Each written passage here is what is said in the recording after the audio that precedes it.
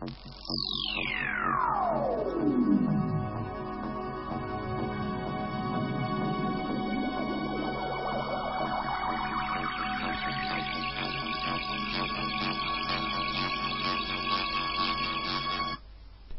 به گور از مجموعه زنده به گور نوشته صادق هدایت.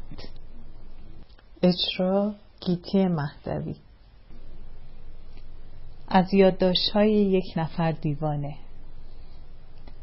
نفسم پس می رود. از چشمهایم اشک می ریزد. دهانم بدمزه است. سرم گیج می خورد. قلبم گرفته. تنم خسته کوفته. شل بدون اراده در رخت خواب افتادم. بازوهایم از سوزن انژکسیون سوراخ است. رخت خواب بوی عرق و بوی تب می دهد. به ساعتی که روی میز کوچک بغل رخت خواب گذاشته شده نگاه می کنم. ساعت 10 روز یکشنبه است. سقف اتاق را می نگرم که چراغ برق میان آن آویخته. دور اتاق را نگاه می کنم. کاغذ دیوار گل و بت سرخ و پشت گلی دارد. فاصله به فاصله آن 2 مرغ سیاه که جلوی یکدیگر روی شاخه نشستند، یکی از آنها تکش را باز کرده مثل این است که با دیگری گفتگو می کند. این نقش مرا از جا در می کند. نمیدانم چرا از هر طرف که غلط می زنم جلوی چشمم است. روی میز اتاق پر از شیشه، فتیله و جعبه دواست. بوی الکل سوخته، بوی اتاق ناخوش در هوا پراکنده است. میخواهم بلند شوم و پنجره را باز کنم، ولی یک تنبلی سرشاری مرا روی تخت خواب میخکوب کرده. میخواهم سیگار بکشم، میل ندارم. 10 دقیقه نمیگذرد ریشم را که بلند شده بود تراشیدم. آمدم در رخت خواب افتادم. در آینه که نگاه کردم دیدم خیلی تکیده و لاغر شدم. به دشواری راه میرفتم. اتاق در هم و بر هم است. من تنها هستم. 1000 جور فکرهای شگفت‌انگیز در مغزم میچرخد، میگردد. همه آنها را میبینم. اما برای نوشتن کوچکترین احساسات یا کوچکترین خیال گذرنده‌ای باید سرتاسر زندگی خودم را شرح بدهم و آن ممکن نیست. این اندیشه ها، این احساسات نتیجه یک دوره زندگانی من است. نتیجه طرز زندگانی، افکار موروثی، آنچه دیده، شنیده، خوانده، حس کرده یا سنجیدم. همه آنها وجود موهوم و مزخرف مرا ساخته. در رخت خوابم میغلطم. یادداشت‌های خاطره‌ام را به هم میزنم. اندیشه‌های پریشان و دیوانه مغزم را فشار میدهد. پشت سرم درد میگیرد، تیر میکشد. شقیقه هایم داغ شده. به خودم میپیچم. لحاف را جلوی چشمم نگه میدارم. فکر میکنم. خسته شدم. خوب بود میتوانستم کاسه سر خودم را باز کنم و همه این توده نرم خاکستری پیچ پیچ کله خودم را درآورده بیاندازم دور. بیاندازم جلوی سگ. هیچ کس نمیتواند پی ببرد.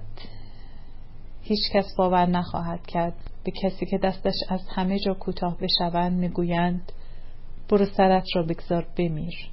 اما وقتی که مرگ هم آدم را نمیخواهد، وقتی که مرگ هم پشتش را به آدم میکند، مرگی که نمیآید و نمیخواهد بیاید. همه از مرگ میترسند. من از زندگی سمج خودم. چقدر هولناک است وقتی که مرگ آدم را نمیخواهد و پس میزند. تنها یک چیز به من دلداری میدهد. 2 هفته پیش بود در روزنامه خواندم که در اتریش کسی 13 بار به انواع گوناگون قصد خودکشی کرده و همه مراحل آن را پیموده.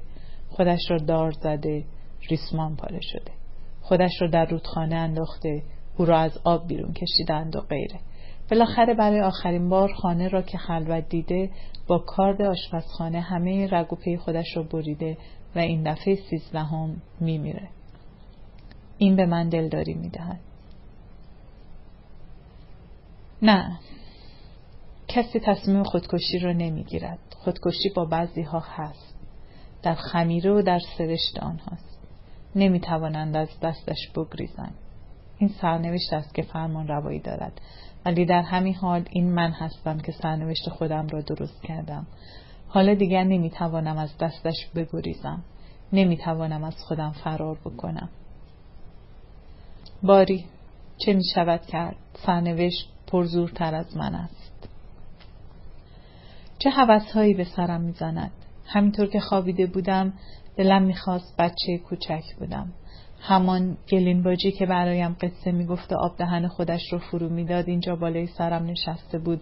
همون جور من خسته در رخت خواب افتاده بودم.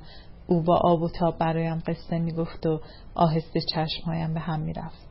فکر میکنم میبینم برخی از تکه های بچگی به خوبی یادم میآید.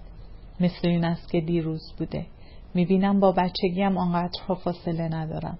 حالا سر زندگی سیاه پست و بیهوده خودم را میبینم. آیا آن وقت خوشوقت بودم؟ نه، چه اشتباه بزرگی. همه گمان میکنن بچه خوشوقت است. نه، خوب یادم است. آن وقت بیشتر حساس بودم. آن وقت هم مقلد و آب زیر کاه بودم. شاید ظاهراً میخندیدم یا بازی میکردم، ولی در باطن کمترین زخم زبان یا کوچکترین پیش آمد ناگوار و بیهوده ساعتهای دراز فکر مرا به خود مشغول می داشت و خودم را می خوردم. اصلا مرده‌شور این طبیعت مرا ببرد. حق به جانب آنهایی است که می گویند بهشت و دوزخ در خود اشخاص است. بعضی ها خوش به دنیا می آیند و بعضی ها ناخوش. به نیمچه مداد سرخی که در دستم است و با آن در رخت خواب یادداشت می کنم نگاه می کنم. با همین مداد بود که جای ملاقات خودم را نوشتم دادم به آن دختری که تازه با او آشنا شده بودم. 2-3 بار با هم رفتیم به سینما. دفعه آخر فیلم آوازخوان و سخنگو بود. در جزء پروگرام آوازخوان سرشناس شیکاگو می‌خواند Where is my Sylvia؟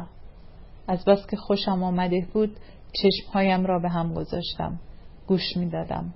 آواز نیرومند و گیرنده او هنوز در گوشم صدا می‌دهد.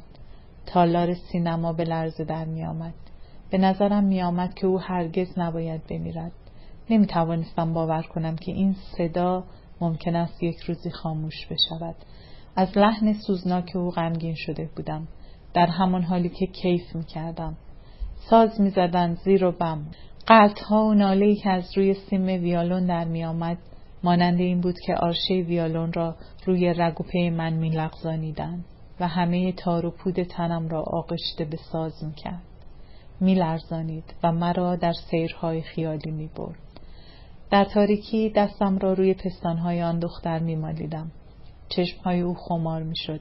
من هم حال غریبی می‌شدم. به یادم می‌آید یک حالت غمناک و گوارایی بود که نمی‌شود گفت. از روی لب‌های تر و تازه او بوسه می‌زدم. گونه‌های او گل انداخته بود. یکدیگر را فشار می‌دادیم.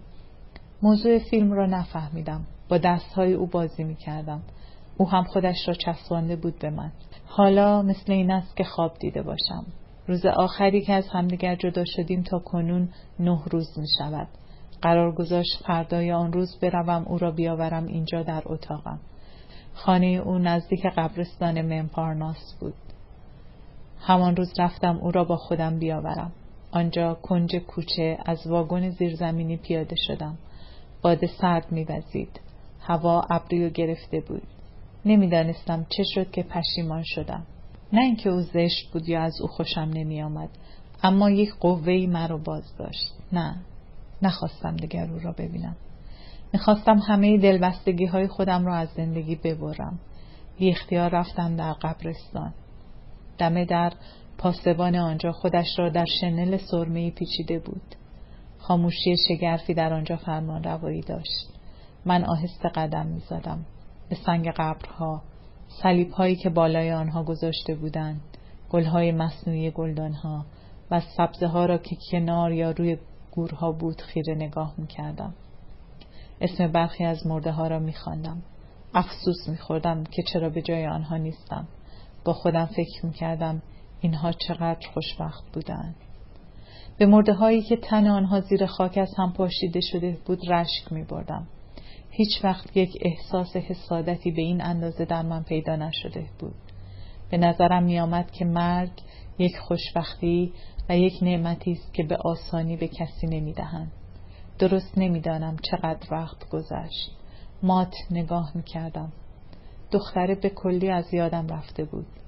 سرمای هوا را حس نمی کردم. مثل این بود که مرده ها به من نزدیکتر از زندگان هستند. زبان آنها را بهتر می فهمیدم. برگشتم. نه، دیگر نمی خواستم آن دختره را ببینم.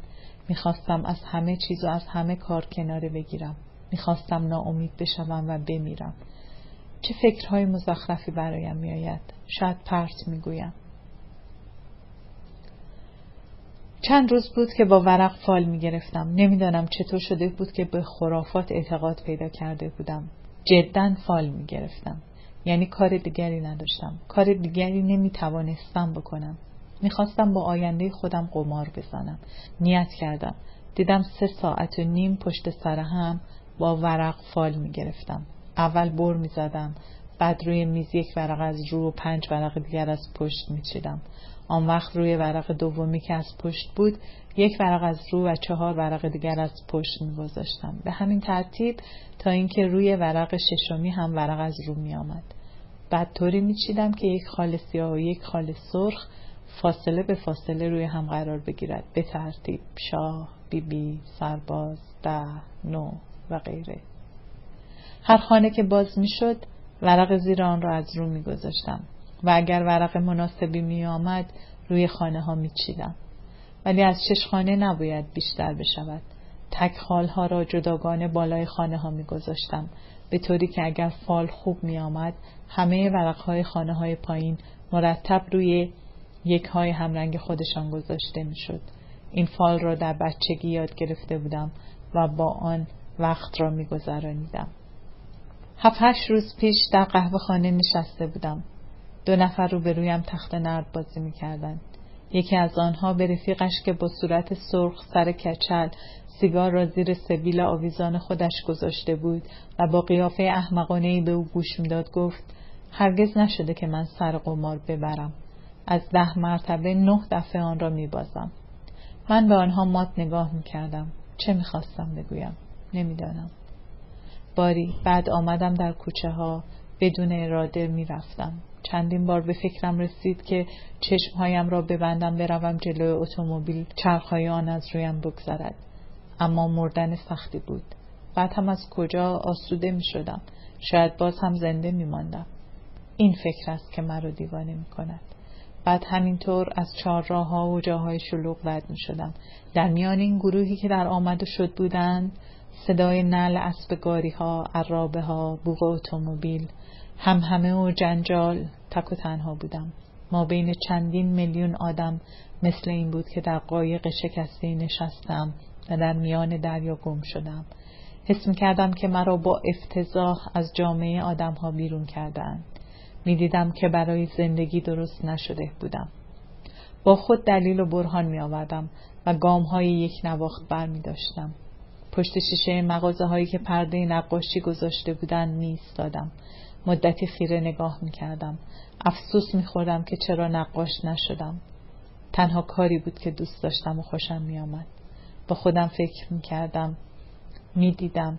تنها می توانستم در نقاشی 1 دلدار کوچکی برای خودم پیدا بکنم. 1 نفر فراش پست از پلویم می گذشت و از پشت شیشه عینک خودش عنوان کاغذی را نگاه می کرد. چه فکرهایی برایم آمد؟ نمیدانم. گویا یاد پستچی ایران، یاد فراش پست منزلمان افتادم. دیشب بود. چشمهایم را به هم فشار می دادم. خوابم نمی برد. افکار بریده پرده های شورانگیز جلوی چشمم پیدا می شد. خواب نبود. چون هنوز خوابم نبرده بود. کابوس بود. نه خواب بودم و نه بیدار. اما آنها را می دیدم. تنم سست، خرد شده، ناخوش و سنگین. سرم درد می کرد. این کابوس های ترسناک از جلوی چشمم رد می شد. عرق از تنم سرازیر بود. می دیدم بسته‌ای کاغذ در هوا باز می شد. ورق پایین می ریخت. 1 دسته سرباز می گذشت. صورت آنها پیدا نبود. شب تاریک و جگرخراش پر شده بود از هیکل‌های ترسناک و سهمگین. وقتی که میخواستم چشمهایم را ببندم و خودم را تسلیم مرگ بکنم، این تصویرهای شگفت‌انگیز پدیدار میشد.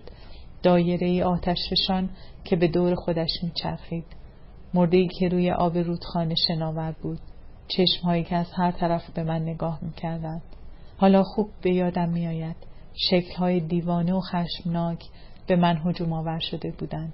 پیرمردی با چهره خونالود به ستونی بسته شده بود. به من نگاه میکرد، میخندید. دندانهایش برق میزد.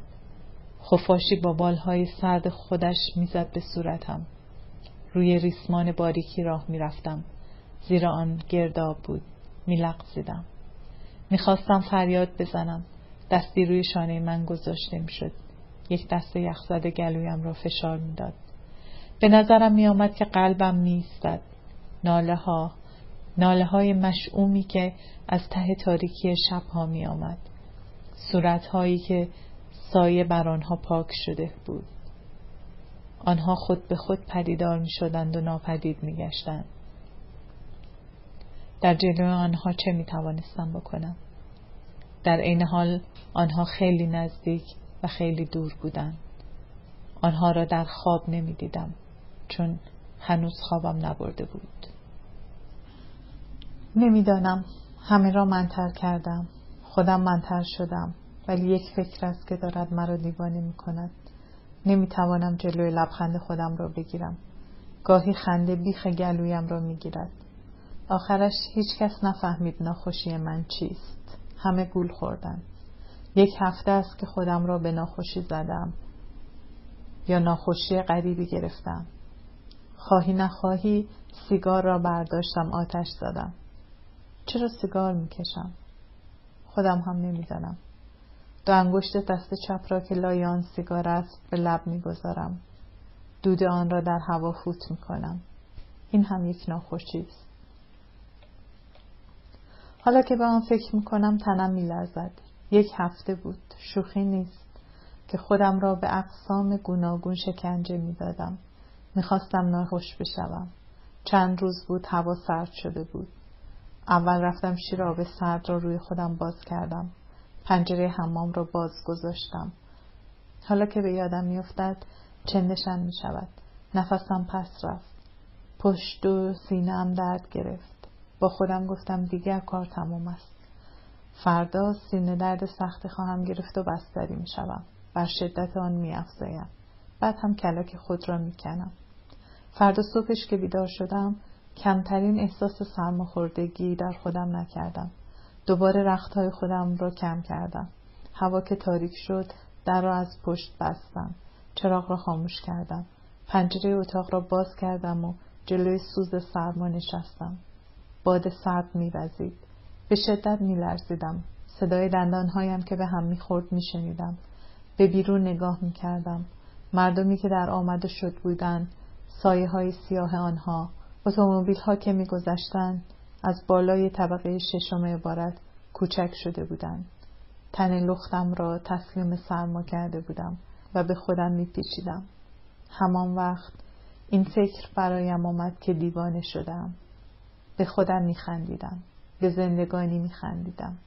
می‌دانستم که در این بازیگر خانه بزرگ دنیا هر کسی یک جور بازی می‌کند تا هنگام مرگش برسد. من هم این بازی را پیش گرفته بودم، چون گمان می‌کردم مرا زودتر از میدان بیرون خواهد برد. لب‌هایم خشک شده بود. سرما تنم را می‌سوزانید. باز هم فایده نکرد. خودم را گرم کردم. عرق می‌ریختم. 1 مرتبه لخت می‌شدم. شب تا صبح روی رخت خواب افتادم و می‌لرزیدم. هیچ خوابم نبرد. کمی سرماخوردگی پیدا کردم، ولی به محض اینکه یک چرت می‌خوابیدم ناخوشی به کلی از بین می‌رفت. دیدم این هم سودی نکرد. 3 روز بود که چیز نمی‌خوردم و شب‌ها مرتباً لخت می‌شدم. جلوی پنجره می‌نشستم. خودم را خسته می‌کردم. 1 شب تا صبح با شکم تهی در کوچه‌های پاریس دویدم. خسته شدم، رفتم روی پله سرد و نمناک در کوچه باریکی نشستم. نصف شب گذشته بود. 1 نفر کارگر مست پیلی پیلی می‌خورد. از جلوم رد شد. جلوی روشنایی محو و مرموز چراغ گاز 2 نفر زن و مرد را دیدم که با هم حرف می زدند و می گذشتند. بعد بلند شدم و به راه افتادم. روی نیمکت خیابان ها بیچاره های بی خانمان خوابیده بودند. آخرش از زور ناتوانی بستری شدم، ولی ناخوش نبودم. در ضمن دوستانم به دیدنم می آمدن. جلوی آنها خودم را می لرزانیدم. چنان سیمای ناخوش به خود می گرفتم که آنها دلشان به حال من می سوخت. گمان می کردن که فردا دیگر خواهم مرد. می گفتم قلبم می گیرد. وقتی که از اتاق بیرون می رفتند به ریش آنها می خندیدم. با خودم می گفتم شاید در دنیا تنها یک کار از من برمی آید. می بایستی بازیگر تئاتر شده باشم. چطور بازی ناخوشی را جلوی دوستانم که به دیدنم می آمدن، جلوی دکترها در آوردم. همه باور کرده بودند که راستی ناخوشم. هر چه می پرسیدن می گفتم قلبم می گیرد، چون فقط مرگ ناگهانی را می شد به خفقان قلب نسبت داد، وگرنه سینه درد جزئی یک مرتبه نمی کشت. این یک معجزه بود.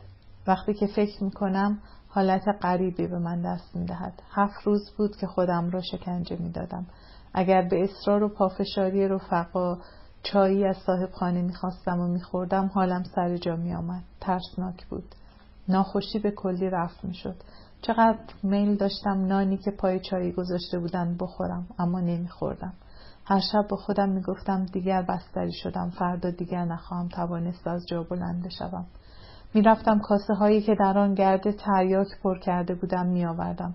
در کشوی میز کوچک پهلوی تخت خواب می گذاشتم تا وقتی که خوب ناخوشی مرا انداخت و نتوانستم از جا تکان بخورم آنها را در بیاورم و بخورم. بدبختانه ناخوشی نمی آمد و نمی خواست بیاید.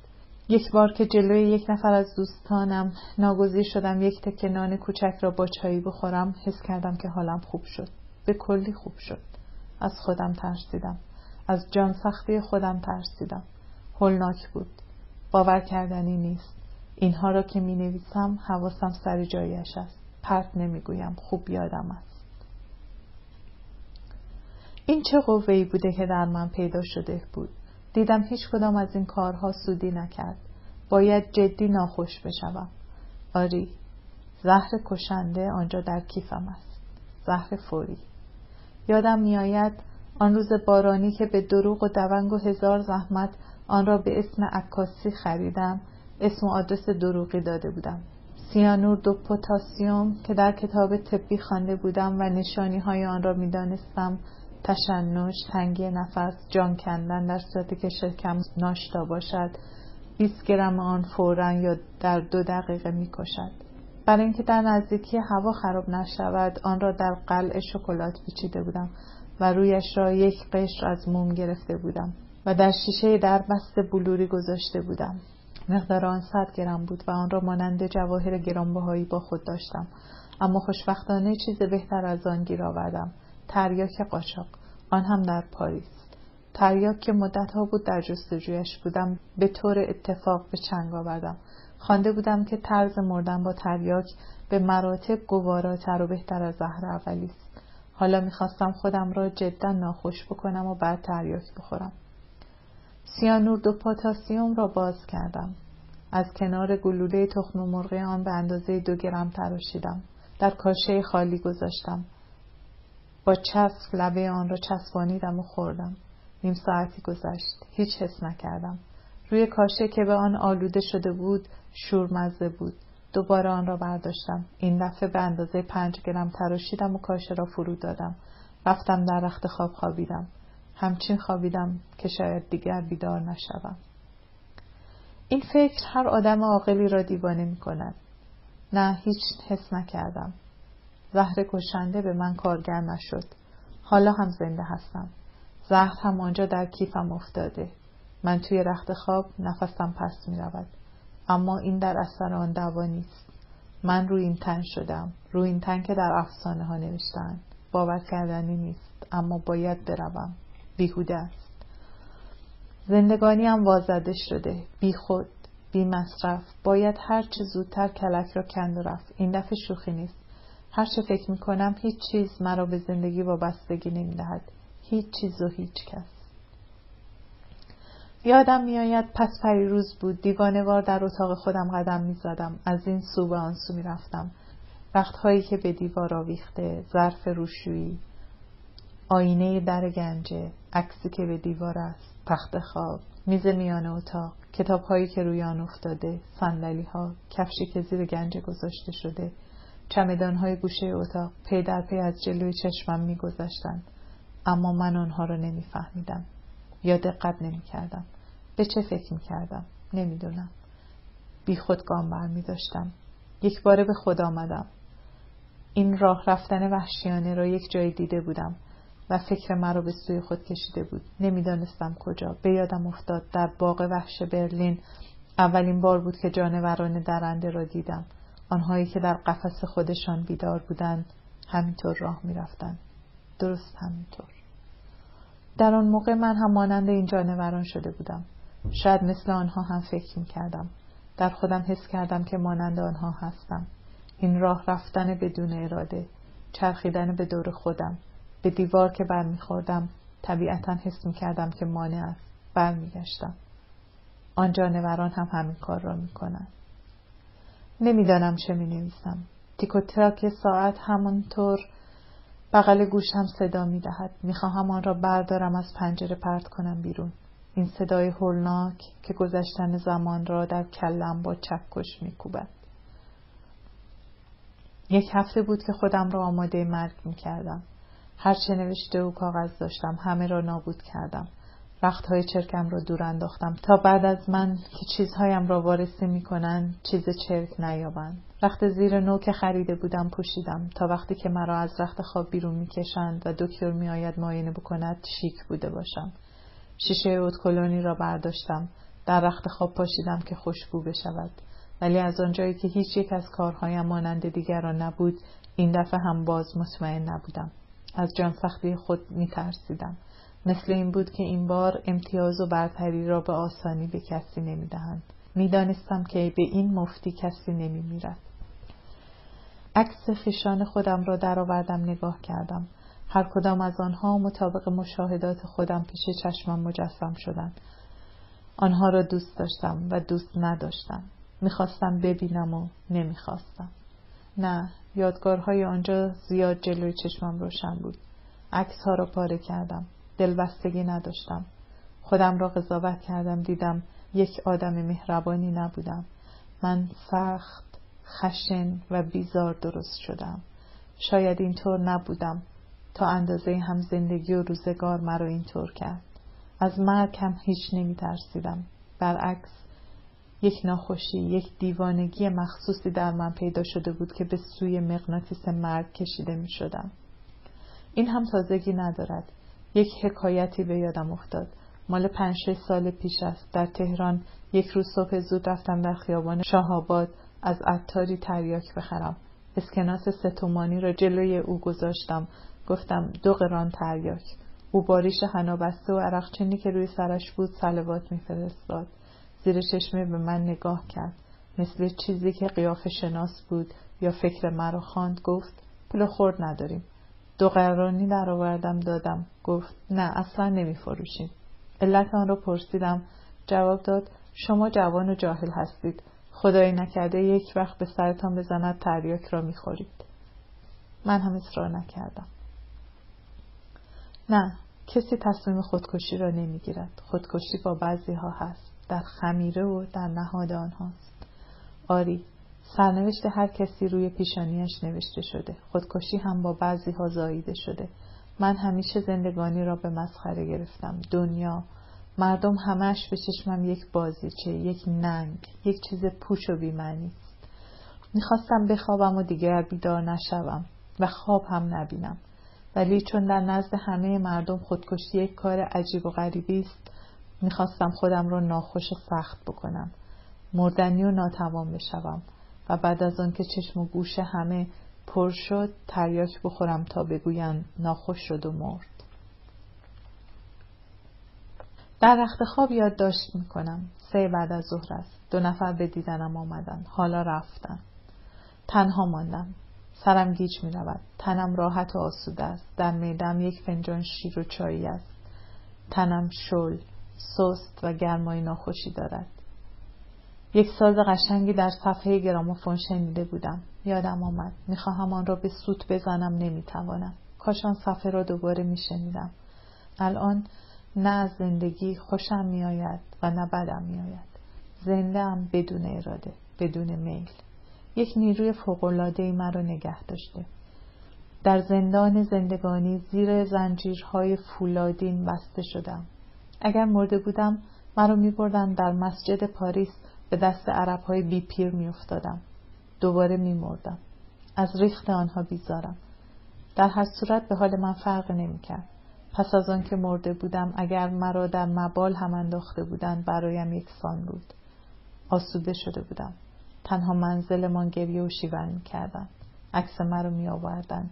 برایم زبان می‌گرفتند. از این کثافتکاری‌هایی که معمول است. همه اینها به نظرم احمقانه و پوچ می‌آمد. لابد چند نفر از من تعریف زیادی می‌کردند. چند نفر تکذیب می‌کردند. اما بالاخره فراموش می‌شدم. من اصلاً خودخواه و نچسب هستم. هرچه فکر میکنم ادامه دادن به این زندگی بیهوده است. من یک میکروب جامعه شدم، یک وجود زیان آور، سربار دیگران. گاهی دیوانگیم گل میکند. میخواهم بروم دور، خیلی دور. یک جایی که خودم را فراموش بکنم، فراموش بشوم، گم بشوم، نابود بشوم. میخواهم از خود بگریزم، بروم خیلی دور. مثلا بروم در سیبریه، در خانه های چوبین، زیر درخت های کاج، آسمان خاکستری، برف انبوه میان موجیک ها. بروم زندگانی خودم را از سر بگیرم. یا مثلا بروم به هندوستان، زیر خورشید تابان، جنگل های سر به هم کشیده، ما بین مردمان عجیب و غریب. یک جایی بروم که کسی مرا نشناسد، کسی زبان من را نداند. میخواهم همه چیز را در خود حس بکنم، اما میبینم برای این کار درست نشدم. نه، من لش و تنبل هستم. اشتباهی به دنیا آمدم، مثل چوب دو سرگوهی، از اینجا مانده و از آنجا رانده. از همه نقشه های خودم چشم پوشیدم. از عشق، از شوق، از همه چیز کناره گرفتم. دیگر در جرگه مرده ها به شمار میآیم. گاهی با خودم نقشه های بزرگ میکشم. خودم را شایسته همه کار و همه چیز میدانم. با خودم میگویم آری، کسانی که دست از جان شستند و از همه چیز سرخوردند تنها میتوانند کارهای بزرگ انجام بدهند. بعد با خود میگویم به چه درد میخورد، چه سودی دارد. دیوانگی، همش دیوانگی است. نه، بزن خودت رو بکش، بگذار لاشت بیفتد آن میان. برو، تو برای زندگی درست نشده ای. کمتر فلسفه بباف. وجود تو هیچ ارزشی ندارد. از تو هیچ کاری ساخته نیست. ولی نمیدانم چرا مرگ ناز کرد. چرا نیامد؟ چرا نمیتوانستم بروم پی کارم، آسوده بشوم؟ 1 هفته بود که خودم را شکنجه میکردم. این هم مزد دستم بود. زهر به من کارگر نشد. باور کردنی نیست. نمیتوانم باور کنم. غذا نخوردم. خودم را سرما دادم.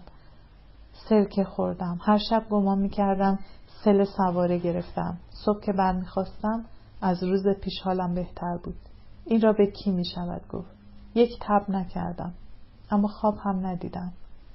چرس هم نکشیدم. همش خوب به یادم است. نه، باور کردنی نیست. اینها را که نوشتم کمی آسوده شدم. از من دلجویی کرد. مثل این است که بار سنگینی را از دوشم برداشتند. چه خوب بود اگر همه چیز را میشد نوشت. اگر میتوانستم افکار خودم را به دیگری بفهمانم. میتوانستم بگویم. نه، یک احساساتی هست، یک چیزهایی هست که نمیشود به دیگری فهمان، نمیشود گفت. آدم را مسخره میکنند. هر کسی مطابق افکار خودش دیگری را قضاوت میکند. زبان آدمیزاد مثل خود او ناقص و ناتوان است. من روی این تن هستم. زهر به من کارگر نشد. تریاک خوردم. فایده نکرد. آری، من روی این تن شدم. هیچ زهری دیگر به من کارگر نمی شود. بالاخره دیدم همه زحمت‌هایم به باد رفت. پریشب بود. تصمیم گرفتم تا گندش بالا نیامده مسخره را تمام بکنم. رفتم کاشه های تریاک را از کشوی میز کوچک در آوردم. 3 تا بود. تقریباً به اندازه یک لوله تریاک معمولی میشد. آنها را برداشتم. ساعت 7 بود. چایی از پایین خواستم. آوردند. آن را سر کشیدم. تا ساعت 8 کسی به سراغ من نیامد. در را از پشت بستم. رفتم جلوی عکسی که به دیوار بود ایستادم. نگاه کردم. نمیدانم چه فکرهایی برایم آمد، ولی او به چشمم یک آدم بیگانه‌ای بود.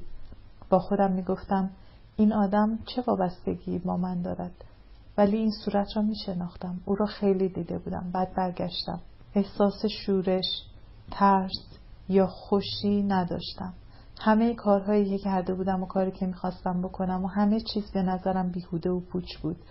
سر تا سر زندگی به نظرم مسخره میآمد. نگاهی به دور اتاق انداختم. همه چیزها سر جای خودشان بودند. رفتم جلوی آینه در گنجه، به چهره برافروخته خودم نگاه کردم. چشمها را نیمه بستم. لای دهنم را کمی باز کردم و سرم را به حالت مرده کج گرفتم. با خودم گفتم فردا صبح به این صورت در خواهم آمد. اول هر چه در میزنند کسی جواب نمیدهد. تا ظهر گمان میکنند که خوابیدم. بعد چفت در را میکشند. وارد اتاق میشوند و مرا با این حال میبینند. همه این فکرها مانند برق از جلوی چشمم گذشت. لیوان آب را برداشتم. با خونسردی پیش خود گفتم که کاشه آسپرین است و کاشه اولی را فرو دادم. دومی و سومی را هم دست پاچه پشت سرش فرو دادم. لرزش کمی در خودم حس کردم. دهنم بوی تریاک گرفت. قلبم کمی تند زد. سیگار نصف کشیده را انداختم در خاکستردان. رفتم حب خوشبو از جیبم درآوردم. نکیدم.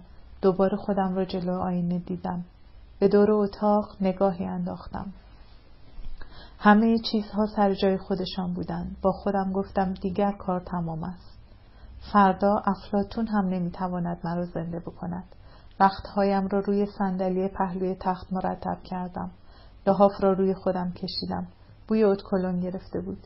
دگمه چراغ را پیچاندم. اتاق خاموش شد. یک تکه بدنه دیوار و پایین تخت با روشنایی تیره و ضعیفی که از پشت شیشه پنجره می آمد کمی روشن بود. دیگر کاری نداشتم. خوب یا بد کارها را به اینجا رسانده بودم. خوابیدم. غلط زدم. همه خیالم متوجه این بود که مبادا کسی به احوال پرسی من بیاید و سماجت بکند. اگرچه به همه گفته بودم که چند شب از خوابم نبرده تا اینکه مرا آسوده بگذارند. در این موقع کنجکاوی زیادی داشتم، مانند اینکه پیش آمد فوق‌العاده‌ای برایم رخ داده یا مسافرت گوارایی در پیش داشتم. میخواستم خوب مردن را حس بکنم. حواسم را جمع کرده بودم، ولی گوشم به بیرون بود. به محض اینکه صدای پا می آمد دلم تون ریخت. پلک‌هایم را به هم فشار دادم. 10 دقیقه یا کمی بیشتر گذشت. هیچ خبری نشد. با فکرهای گوناگون سر خودم را گرم کرده بودم، ولی نه از این کار خودم پشیمان بودم و نمی ترسیدم، تا اینکه حس کردم گردها دست به کار شدن. اول سنگین شدم. احساس خستگی کردم. این حس در حوالی شکم بیشتر بود، مثل وقتی که غذا خوب هضم نشود. پس از آن این خستگی به سینه و سپس به سر سرایت کرد. دستهایم را تکان دادم. چشمهایم را باز کردم. دیدم حواسم سر جایش است. تشنه‌ام شد. دهانم خشک شده بود. به دشواری آب دهانم را فرو می دادم. تپش قلبم کند می شد. کمی گذشت. حس می کردم هوای گرم و گوارایی از همه تنم بیرون می رفت. بیشتر از جاهای برجسته بدن بود، مثل سرانگشت ها، نوک بینی و غیره. در همه حال می دانستم که می خواهم خودم را بکشم. یادم افتاد که این خبر برای دسته ناگوار است. پیش خودم در شگفت بودم. همه اینها به چشمم بچگانه، پوچ و خنده آور بود. با خودم فکر می‌کردم که الان آسوده هستم و به آسودگی خواهم مرد. چه اهمیتی دارد که دیگران غمگین بشوند یا نشوند، گریه بکنند یا نکنند. خیلی مایل بودم که این کار بشود و می‌ترسیدم مبادا تکان بخورم یا فکری بکنم که جلوی اثر تریاک را بگیرم. همه ترسم این بود که مبادا پس از این همه زحمت زنده بمانم. می‌ترسیدم که جان کندن سخت بوده باشد و در ناامیدی فریاد بزنم یا کسی را به کمک بخواهم. اما گفتم هر چه سخت بوده باشد تریاک می‌خواباند و هیچ حس نخواهم کرد. خواب به خواب میروم و نمیتوانم از جایم تکان بخورم یا چیزی بگویم. در هم از پشت بسته است. آری، درست به یادم هست این فکرها برایم پیدا شد. صدای یک نواخت ساعت را میشنیدم. صدای پای مردم را که در مهمانخانه راه میرفتند میشنیدم. گویا حس شنوایی من تندتر شده بود. حس میکردم که تنم میپرید. دهنم خشک شده بود. سردرد کمی داشتم. تقریبا به حالت اغما افتاده بودم. چشمهایم نیمه باز بود. نفسم گاهی تند و گاهی کند میشد. از همه سوراخ‌های پوست تنم این گرمای گوارا به بیرون تراوش میکرد. مانند این بود که من هم دنبال آن بیرون میرفتم. خیلی میل داشتم که بر شدت آن بیفزاید. در وجد ناگفتنی فرو رفته بودم. هر فکری که میخواستم میکردم. اگر تکان میخوردم حس میکردم که مانع از بیرون رفتن این گرما میشد. هرچه راحت تر خوابیده بودم بهتر بود. دست راستم را از زیر تنه‌ام بیرون کشیدم. غلتیدم، به پشت خوابیدم. کمی ناگوار بود. دوباره به همان حالت افتادم و اثر تریاک تندتر شده بود. میدانستم و میخواستم که مردن را درست حس کنم.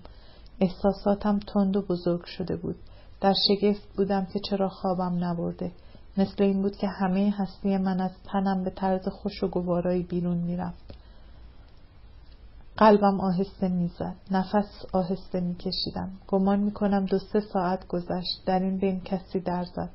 فهمیدم همسایه‌ام است، ولی جواب او را ندادم و نخواستم از جای خود تکان بخورم. چشمهایم را باز کردم و دوباره بستم. صدای باز شدن در اتاق او را شنیدم. او دستش را شست. با خودش سوت زد. همه را شنیدم. کوشش میکردم اندیشه های خوش و گوارا بکنم. به سال گذشته فکر میکردم. آن روزی که در کشتی نشسته بودم ساز دستی میزدن. موج دریا، تکان کشتی، دختر خوشگلی که روبرویم نشسته بود. در فکر خودم غوطه‌ور شده بودم. دنبال آن میدویدم مانند اینکه بال درآورده بودم و در فضا جولان میدادم. سبک و چالاک شده بودم به طوری که نمیشود بیان کرد. تفاوت آن همانقدر است که پرتو روشنایی را که به طور طبیعی میبینیم در کیف تریاک مثل این است که همان روشنایی را از پشت آویز چلچراغ یا منشور بلوری ببینند و به رنگ‌های گوناگون تجزیه می‌شود. در این حالت خیال‌های ساده و پوچ که برای آدم می‌آید همانطور افسونگر و خیره کننده می‌شود. هر خیال گذرنده و بیخود یک صورت دلفریب و با شکوهی به خودش می‌گیرد.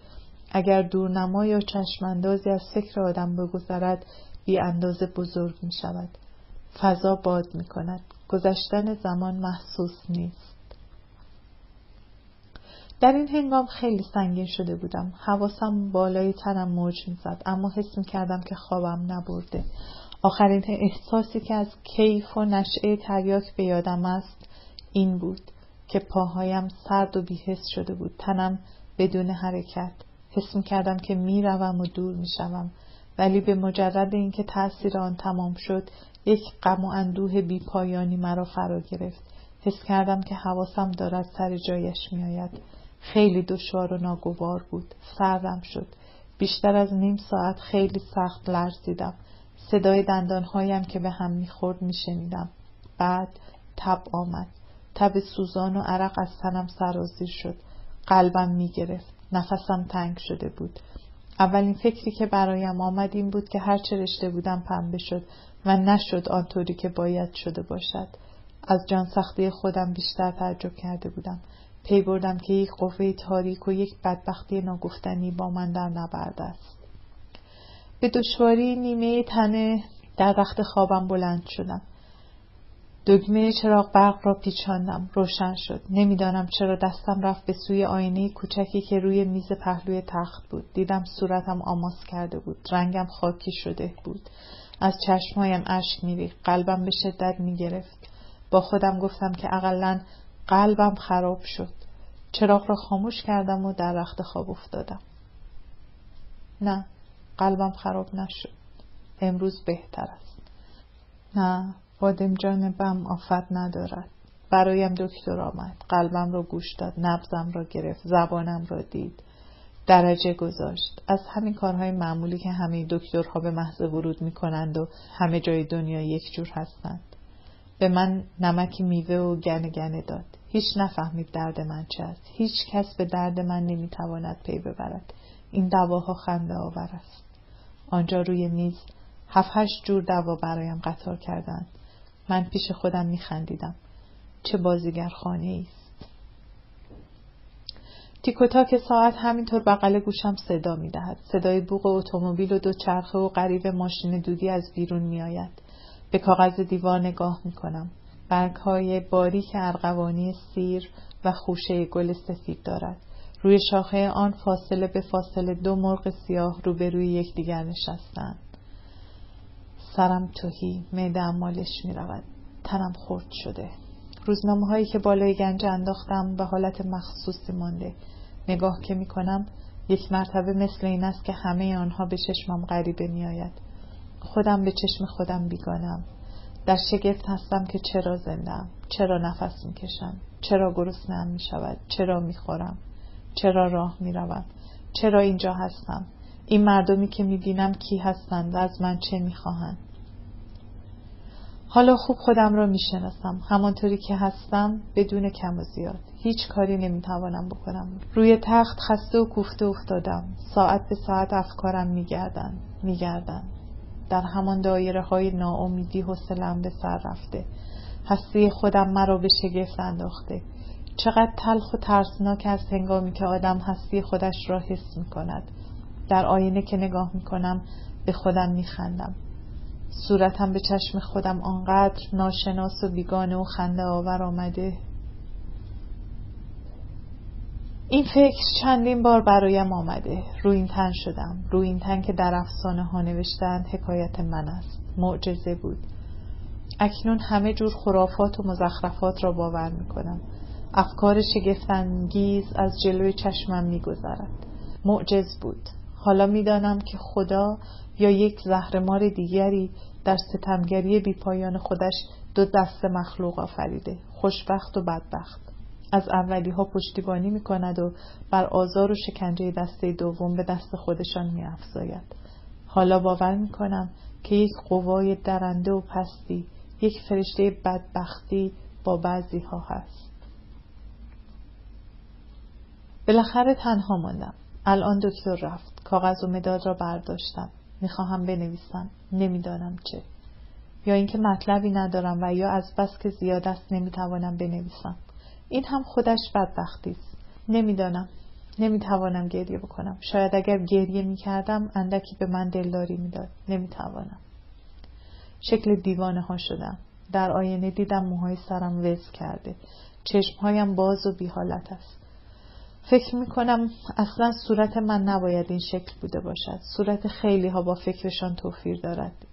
این بیشتر مرا از جا در میکند. همینقدر میدانم که از خودم بدم میآید. میخورم از خودم بدم میآید. راه میروم از خودم بدم میآید. فکر میکنم از خودم بدم میآید. چه سمج، چه ترسناک. نه، این یک قوه مافوق بشر بود. یک کوفت بود.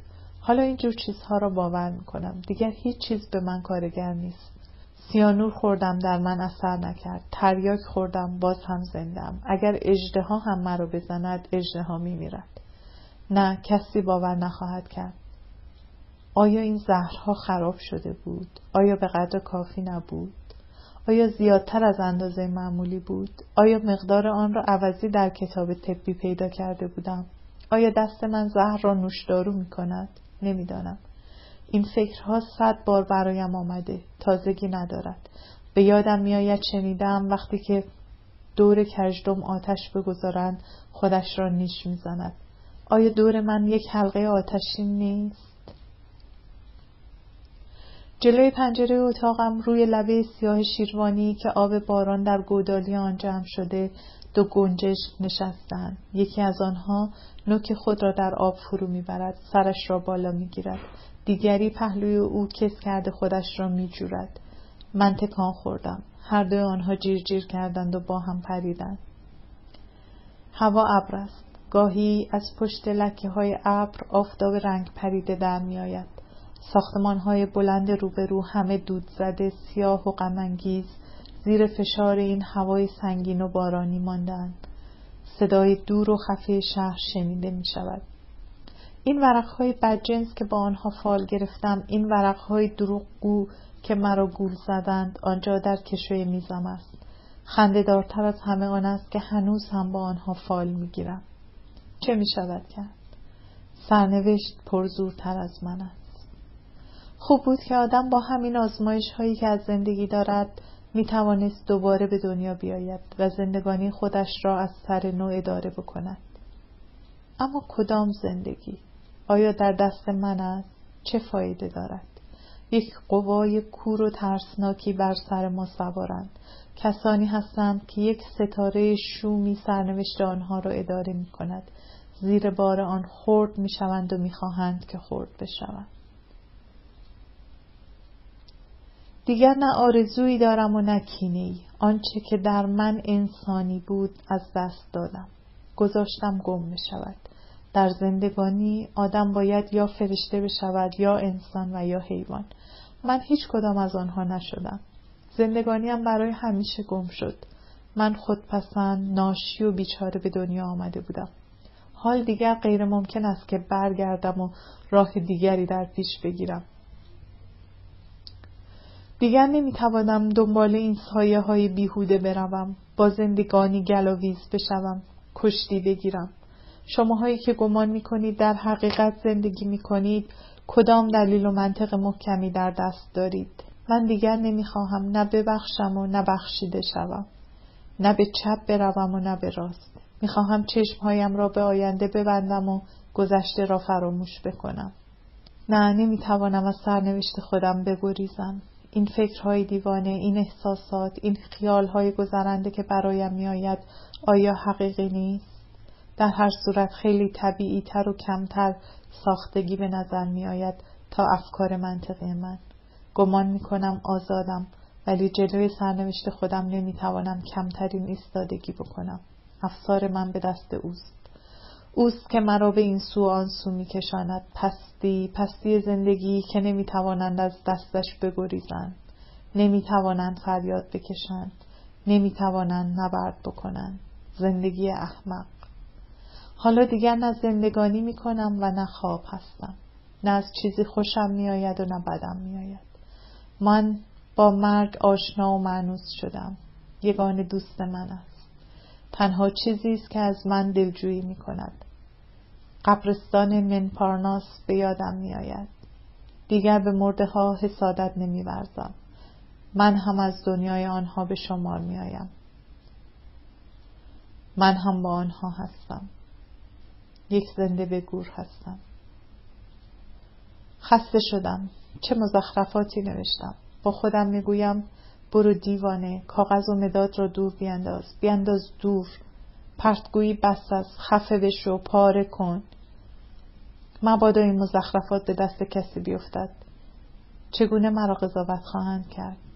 اما من از کسی رو در وایستی ندارم. به چیزی اهمیت نمیگذارم. به دنیا و مافیهایش میخندم. هر چه قضاوت آنها درباره من سخت بوده باشد، نمیدانند که من بیشتر خودم را سخت‌تر قضاوت کردم. آنها به من میخندند. نمیدانند که من بیشتر به آنها میخندم. من از خودم و از همه خواننده این مزخرف ها بیزارم.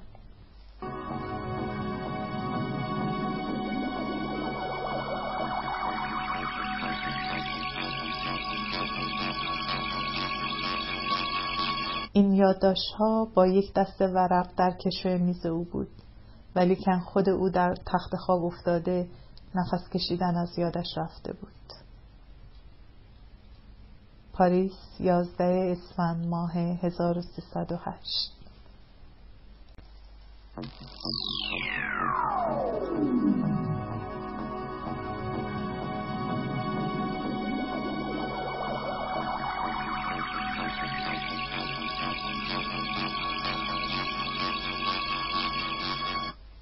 زنده به گور از مجموعه زنده به گور، نوشته صادق هدایت. اجرا گیتی مهدوی. از یادداشت‌های یک نفر دیوانه. نفسم پس می رود. از چشمهایم اشک می ریزد. دهانم بدمزه است. سرم گیج میخورد، قلبم گرفته، تنم خسته، کوفته، شل بدون اراده در رخت خواب افتادم. بازوهایم از سوزن انژکسیون سوراخ است. رخت خواب بوی عرق و بوی تب میدهد. به ساعتی که روی میز کوچک بغل رخت خواب گذاشته شده نگاه میکنم. ساعت 10 روز یکشنبه است. سقف اتاق را مینگرم که چراغ برق میان آن آویخته. دور اتاق را نگاه میکنم. کاغذ دیوار گل و بت سرخ و پشت گلی دارد. فاصله به فاصله آن دو مرغ سیاه که جلوی یکدیگر روی شاخه نشستند، یکی از آنها تکش را باز کرده مثل این است که با دیگری گفتگو می کند. این نقش مرا از جا در می کند. نمیدانم چرا از هر طرف که قلط می زنم جلوی چشمم است. روی میز اتاق پر از شیشه، فتیله و جعبه دواست. بوی الکل سوخته، بوی اتاق ناخوش در هوا پراکنده است. میخواهم بلند شوم و پنجره را باز کنم، ولی یک تنبلی سرشاری مرا روی تخت خواب میخکوب کرده. میخواهم سیگار بکشم، میل ندارم. 10 دقیقه نمیگذرد ریشم را که بلند شده بود تراشیدم، آمدم در رخت خواب افتادم. در آینه که نگاه کردم دیدم خیلی تکیده و لاغر شدم. به دشواری راه میرفتم. اتاق در هم و بر هم است. من تنها هستم. 1000 جور فکرهای شگفت‌انگیز در مغزم میچرخد، میگردد. همه آنها را میبینم. اما برای نوشتن کوچکترین احساسات یا کوچکترین خیال گذرنده‌ای باید سرتاسر زندگی خودم را شرح بدهم و آن ممکن نیست. این اندیشه ها، این احساسات نتیجه یک دوره زندگانی من است. نتیجه طرز زندگانی، افکار موروثی، آنچه دیده، شنیده، خوانده، حس کرده یا سنجیدم. همه آنها وجود موهوم و مزخرف مرا ساخته. در رخت خوابم میغلطم. یادداشت‌های خاطره‌ام را به هم میزنم. اندیشه‌های پریشان و دیوانه مغزم را فشار میدهد. پشت سرم درد میگیرد، تیر میکشد. شقیقه هایم داغ شده. به خودم میپیچم. لحاف را جلوی چشمم نگه میدارم. فکر میکنم. خسته شدم. خوب بود میتوانستم کاسه سر خودم را باز کنم و همه این توده نرم خاکستری پیچ پیچ کله خودم را درآورده بیاندازم دور. بیاندازم جلوی سگ. هیچ کس نمیتواند پی ببرد. هیچ کس باور نخواهد کرد به کسی که دستش از همه جا کوتاه بشوند میگویند برو سرت را بگذار بمیر. اما وقتی که مرگ هم آدم را نمیخواهد، وقتی که مرگ هم پشتش را به آدم میکند، مرگی که نمیآید و نمیخواهد بیاید. همه از مرگ میترسند، من از زندگی سمج خودم. چقدر هولناک است وقتی که مرگ آدم را نمیخواهد و پس میزند. تنها یک چیز به من دلداری میدهد. 2 هفته پیش بود در روزنامه خواندم که در اتریش کسی 13 بار به انواع گوناگون قصد خودکشی کرده و همه مراحل آن را پیموده. خودش را دار زده، ریسمان پاره شده. خودش را در رودخانه انداخته، او را از آب بیرون کشیدند و غیره. بالاخره برای آخرین بار خانه را که خلوت دیده با کارد آشپزخانه همه رگ و پی خودش را بریده و این دفعه 13ام میمیره. این به من دلداری میدهد. نه، کسی تصمیم خودکشی را نمیگیرد. خودکشی با بعضی ها هست. در خمیره و در سرشت آنهاست. نمیتوانند از دستش بگریزند. این سرنوشت است که فرمان روایی دارد. ولی در همین حال این من هستم که سرنوشت خودم را درست کردم. حالا دیگر نمیتوانم از دستش بگریزم. نمیتوانم از خودم فرار بکنم. باری چه می شود کرد؟ سرنوشت پرزورتر از من است. چه هوس‌هایی به سرم میزند. همینطور که خوابیده بودم دلم میخواست بچه کوچک بودم. همان گلینباجی که برایم قصه میگفت و آب دهن خودش رو فرو میداد اینجا بالای سرم نشسته بود. همون جور من خسته در رخت خواب افتاده بودم. او با آب و تاب برایم قصه میگفت و آهسته چشمهایم به هم میرفت. فکر میکنم میبینم برخی از تکه های بچگی به خوبی یادم میآید. مثل این است که دیروز بوده. میبینم با بچگیم آنقدرها فاصله ندارم. حالا سر تا سر زندگی سیاه پست و بیهوده خودم را میبینم. آیا آن وقت خوشوقت بودم؟ نه، چه اشتباه بزرگی. همه گمان میکنند بچه خوشوقت است. نه، خوب یادم است. آن وقت بیشتر حساس بودم. آن وقت هم مقلد و آب زیر کاه بودم. شاید ظاهراً میخندیدم یا بازی میکردم، ولی در باطن کمترین زخم زبان یا کوچکترین پیش آمد ناگوار و بیهوده ساعتهای دراز فکر مرا به خود مشغول میداشت و خودم را میخوردم. اصلاً مرده‌شور این طبیعت مرا ببرد. حق به جانب آنهایی است که میگویند بهشت و دوزخ در خود اشخاص است. بعضی‌ها خوش به دنیا میآیند و بعضی‌ها ناخوش. به نیمچه مداد سرخی که در دستم است و با آن در رخت خواب یادداشت میکنم نگاه میکنم. با همین مداد بود که جای ملاقات خودم را نوشتم دادم به آن دختری که تازه با او آشنا شده بودم. 2-3 بار با هم رفتیم به سینما. دفعه آخر فیلم آوازخوان و سخنگو بود. در جزء پروگرام آوازخوان سرشناس شیکاگو میخواند Where is my Sylvia؟ از بس که خوشم آمده بود چشمهایم را به هم گذاشتم. گوش میدادم. آواز نیرومند و گیرنده او هنوز در گوشم صدا میدهد. تالار سینما به لرزه در میآمد. به نظرم میآمد که او هرگز نباید بمیرد. نمیتوانستم باور کنم که این صدا ممکن است یک روزی خاموش بشود. از لحن سوزناک او غمگین شده بودم. در همان حالی که کیف میکردم. ساز میزدند زیر و بم. قطعها و ناله‌ای که از روی سیم ویولون در میآمد مانند این بود که آرشه ویولون را روی رگ و پی من میلغزانیدند و همه تار و پود تنم را آغشته به ساز میکرد. میلرزانید و مرا در سیرهای خیالی میبرد. در تاریکی دستم را روی پستانهای آن دختر میمالیدم. چشمهای او خمار میشد. من هم حال غریبی میشدم. به یادم میآید یک حالت غمناک و گوارایی بود که نمیشود گفت. از روی لبهای تر و تازه او بوسه میزدم. گونه های او گل انداخته بود. یکدیگر را فشار میدادیم. موضوع فیلم را نفهمیدم. با دستهای او بازی میکردم.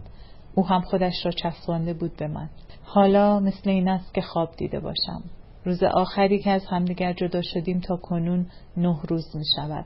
قرار گذاشت فردای آن روز بروم او را بیاورم اینجا در اتاقم. خانه او نزدیک قبرستان ممپارناس بود. همان روز رفتم او را با خودم بیاورم. آنجا کنج کوچه از واگن زیرزمینی پیاده شدم. باد سرد می‌وزید. هوا ابری و گرفته بود. نمیدانستم چه شد که پشیمان شدم. نه اینکه او زشت بود یا از او خوشم نمی آمد، اما یک قوه‌ای مرا باز داشت. نخواستم دیگر او را ببینم. میخواستم همه دلبستگی‌های خودم را از زندگی ببرم. بی اختیار رفتم در قبرستان. دم در پاسبان آنجا خودش را در شنل سرمه‌ای پیچیده بود. خاموشی شگرفی در آنجا فرمان روایی داشت.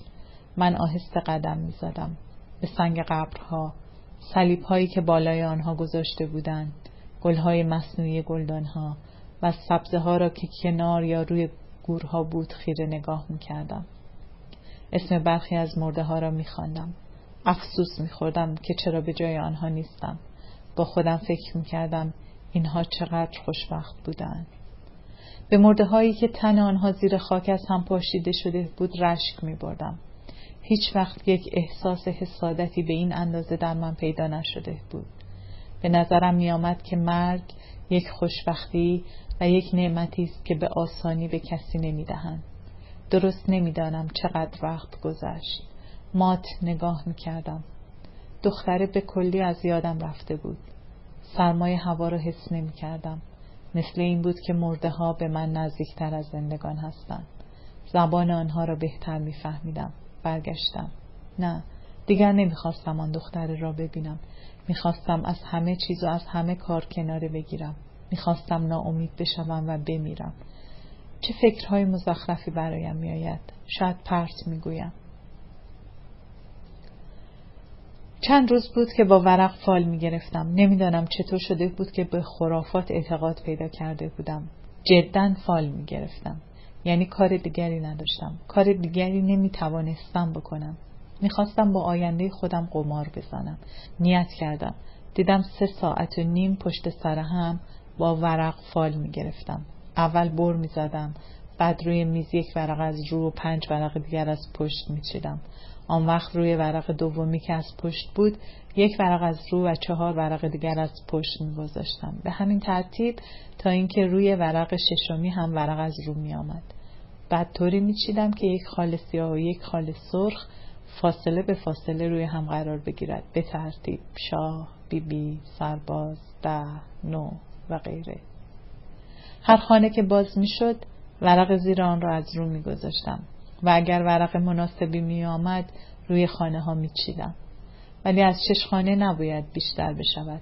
تک خال ها را جداگانه بالای خانه ها می گذاشتم، به طوری که اگر فال خوب می آمد همه ورق های خانه های پایین مرتب روی 1 های همرنگ خودشان گذاشته می شد. این فال را در بچگی یاد گرفته بودم و با آن وقت را می گذرانیدم. 7-8 روز پیش در قهوه خانه نشسته بودم. 2 نفر روبرویم تخت نرد بازی می کردند. یکی از آنها به رفیقش که با صورت سرخ سر کچل سیگار را زیر سبیل آویزان خودش گذاشته بود و با قیافه احمقانه‌ای به او گوش میداد گفت: هرگز نشده که من سر قمار ببرم. از 10 مرتبه 9 دفعه آن را میبازم. من به آنها مات نگاه میکردم. چه میخواستم بگویم؟ نمیدانم. باری بعد آمدم در کوچه ها، بدون اراده میرفتم. چندین بار به فکرم رسید که چشمهایم را ببندم بروم جلوی اتومبیل، چرخهای آن از رویم بگذرد. اما مردن سختی بود. بعد هم از کجا آسوده می شدم. شاید باز هم زنده می ماندم. این فکر است که مرا دیوانه می کند. بعد همینطور از چهارراه‌ها و جاهای شلوغ رد می شدم. در میان این گروهی که در آمد و شد بودند، صدای نعل اسب گاری ها، عرابه ها، بوق اتومبیل، همهمه و جنجال. تک و تنها بودم. ما بین چندین میلیون آدم مثل این بود که در قایق شکسته نشستم و در میان دریا گم شدم. حس می کردم که مرا با افتضاح از جامعه آدم ها بیرون کردند. می دیدم که برای زندگی درست نشده بودم. با خود دلیل و برهان می آوردم و گام های یک نواخت بر می داشتم. پشت شیشه مغازه هایی که پرده نقاشی گذاشته بودند می ایستادم. مدتی خیره نگاه می کردم. افسوس می خوردم که چرا نقاش نشدم. تنها کاری بود که دوست داشتم و خوشم می آمد. با خودم فکر می کردم، می دیدم تنها می توانستم در نقاشی یک دلدار کوچکی برای خودم پیدا بکنم. 1 نفر فراش پست از پلویم می گذشت و از پشت شیشه عینک خودش عنوان کاغذی را نگاه می کرد. چه فکرهایی برایم آمد؟ نمیدانم.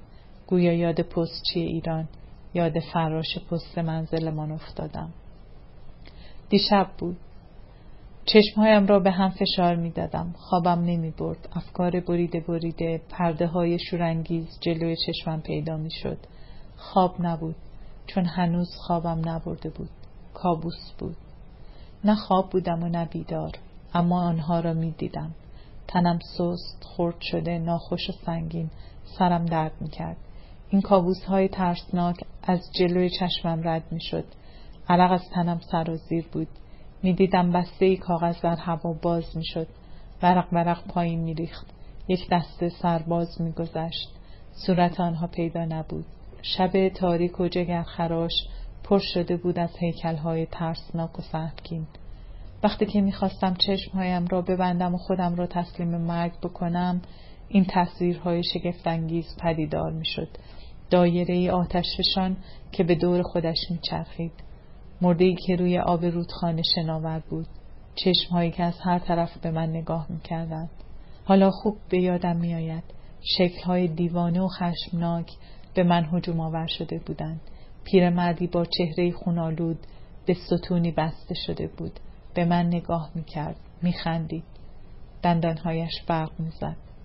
خفاشی با بالهای سرد خودش میزد به صورتم. روی ریسمان باریکی راه میرفتم. زیر آن گرداب بود. میلغزیدم. میخواستم فریاد بزنم. دستی روی شانه من گذاشته میشد. یک دست یخزده گلویم را فشار میداد. به نظرم میآمد که قلبم میایستد. ناله های مشعومی که از ته تاریکی شبها میآمد. صورت هایی که سایه بر آنها پاک شده بود. آنها خود به خود پدیدار می شدند و ناپدید می گشتند. در جلوی آنها چه می توانستم بکنم؟ در عین حال آنها خیلی نزدیک و خیلی دور بودند.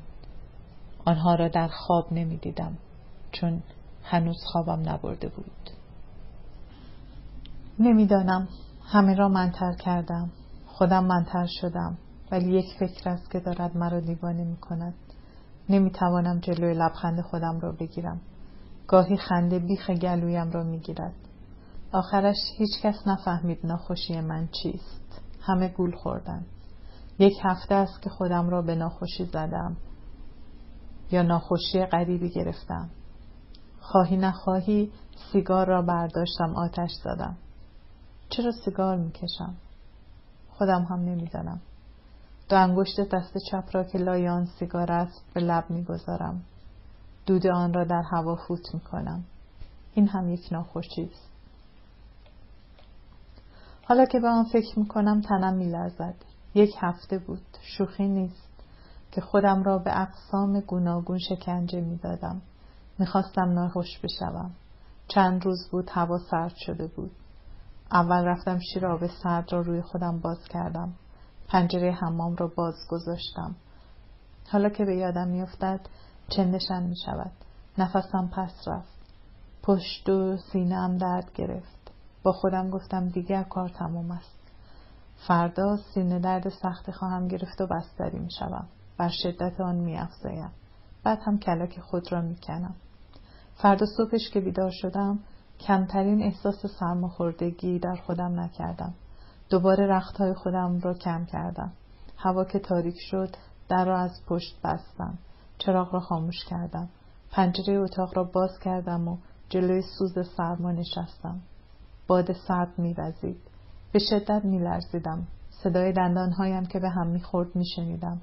به بیرون نگاه می‌کردم. مردمی که در آمد و شد بودند، سایه‌های سیاه آنها، اتومبیل‌ها که می‌گذشتند، از بالای طبقه 6 عبارت کوچک شده بودند. تن لختم را تسلیم سرما کرده بودم و به خودم میپیچیدم. همان وقت این فکر برایم آمد که دیوانه شدم. به خودم میخندیدم. به زندگانی میخندیدم. میدانستم که در این بازیگر خانه بزرگ دنیا هر کسی یک جور بازی میکند تا هنگام مرگش برسد. من هم این بازی را پیش گرفته بودم، چون گمان میکردم مرا زودتر از میدان بیرون خواهد برد. لبهایم خشک شده بود. سرما تنم را میسوزانید. باز هم فایده نکرد. خودم را گرم کردم. عرق میریختم. 1 مرتبه لخت میشدم. شب تا صبح روی رخت خواب افتادم و میلرزیدم. هیچ خوابم نبرد. کمی سرماخوردگی پیدا کردم، ولی به محض اینکه 1 چرت میخوابیدم ناخوشی به کلی از بین میرفت. دیدم این هم سودی نکرد. 3 روز بود که چیز نمیخوردم و شبها مرتبا لخت میشدم. جلوی پنجره می نشستم. خودم را خسته می کردم. 1 شب تا صبح با شکم تهی در کوچه های پاریس دویدم. خسته شدم، رفتم روی پله سرد و نمناک در کوچه باریکی نشستم. نصف شب گذشته بود. 1 نفر کارگر مست پیلی پیلی می خورد. از جلوم رد شد. جلوی روشنایی محو و مرموز چراغ گاز 2 نفر زن و مرد را دیدم که با هم حرف می زدند و می گذشتند. بعد بلند شدم و به راه افتادم. روی نیمکت خیابان ها بیچاره های بی خانمان خوابیده بودند. آخرش از زور ناتوانی بستری شدم، ولی ناخوش نبودم. در ضمن دوستانم به دیدنم می آمدند. جلوی آنها خودم را می لرزانیدم. چنان سیمای ناخوش به خود می گرفتم که آنها دلشان به حال من می سوخت. گمان می کردند که فردا دیگر خواهم مرد. می گفتم قلبم می گیرد. وقتی که از اتاق بیرون می رفتن به ریش آنها می خندیدم. با خودم می گفتم شاید در دنیا تنها 1 کار از من برمی آید. می بایستی بازیگر تئاتر شده باشم. چطور بازی ناخوشی را جلوی دوستانم که به دیدنم می آمدن، جلوی دکترها درآوردم. همه باور کرده بودند که راستی ناخوشم. هرچه می پرسیدن می گفتم قلبم می گیرد، چون فقط مرگ ناگهانی را می شد به خفقان قلب نسبت داد، وگرنه سینه درد جزئی یک مرتبه نمی کشت. این یک معجزه بود. وقتی که فکر می کنم حالت غریبی به من دست می دهد. 7 روز بود که خودم را شکنجه می دادم. اگر به اصرار و پافشاری رفقا چایی از صاحب خانه می خواستم و می خوردم، حالم سر جا می آمد. ترسناک بود. ناخوشی به کلی رفت می شد. چقدر میل داشتم نانی که پای چایی گذاشته بودن بخورم، اما نمی خوردم. هر شب با خودم می گفتم دیگر بستری شدم، فردا دیگر نخواهم توانست از جا بلند بشوم. می رفتم کاسه هایی که در آن گرد تریاک پر کرده بودم می آوردم. در کشوی میز کوچک پهلوی تخت خواب می گذاشتم تا وقتی که خوب ناخوشی مرا انداخت و نتوانستم از جا تکان بخورم، آنها را در بیاورم و بخورم. بدبختانه ناخوشی نمی آمد و نمی خواست بیاید. یک بار که جلوی یک نفر از دوستانم ناگزیر شدم یک تکه نان کوچک را با چایی بخورم، حس کردم که حالم خوب شد. به کلی خوب شد. از خودم ترسیدم. از جان سختی خودم ترسیدم. هولناک بود. باور کردنی نیست.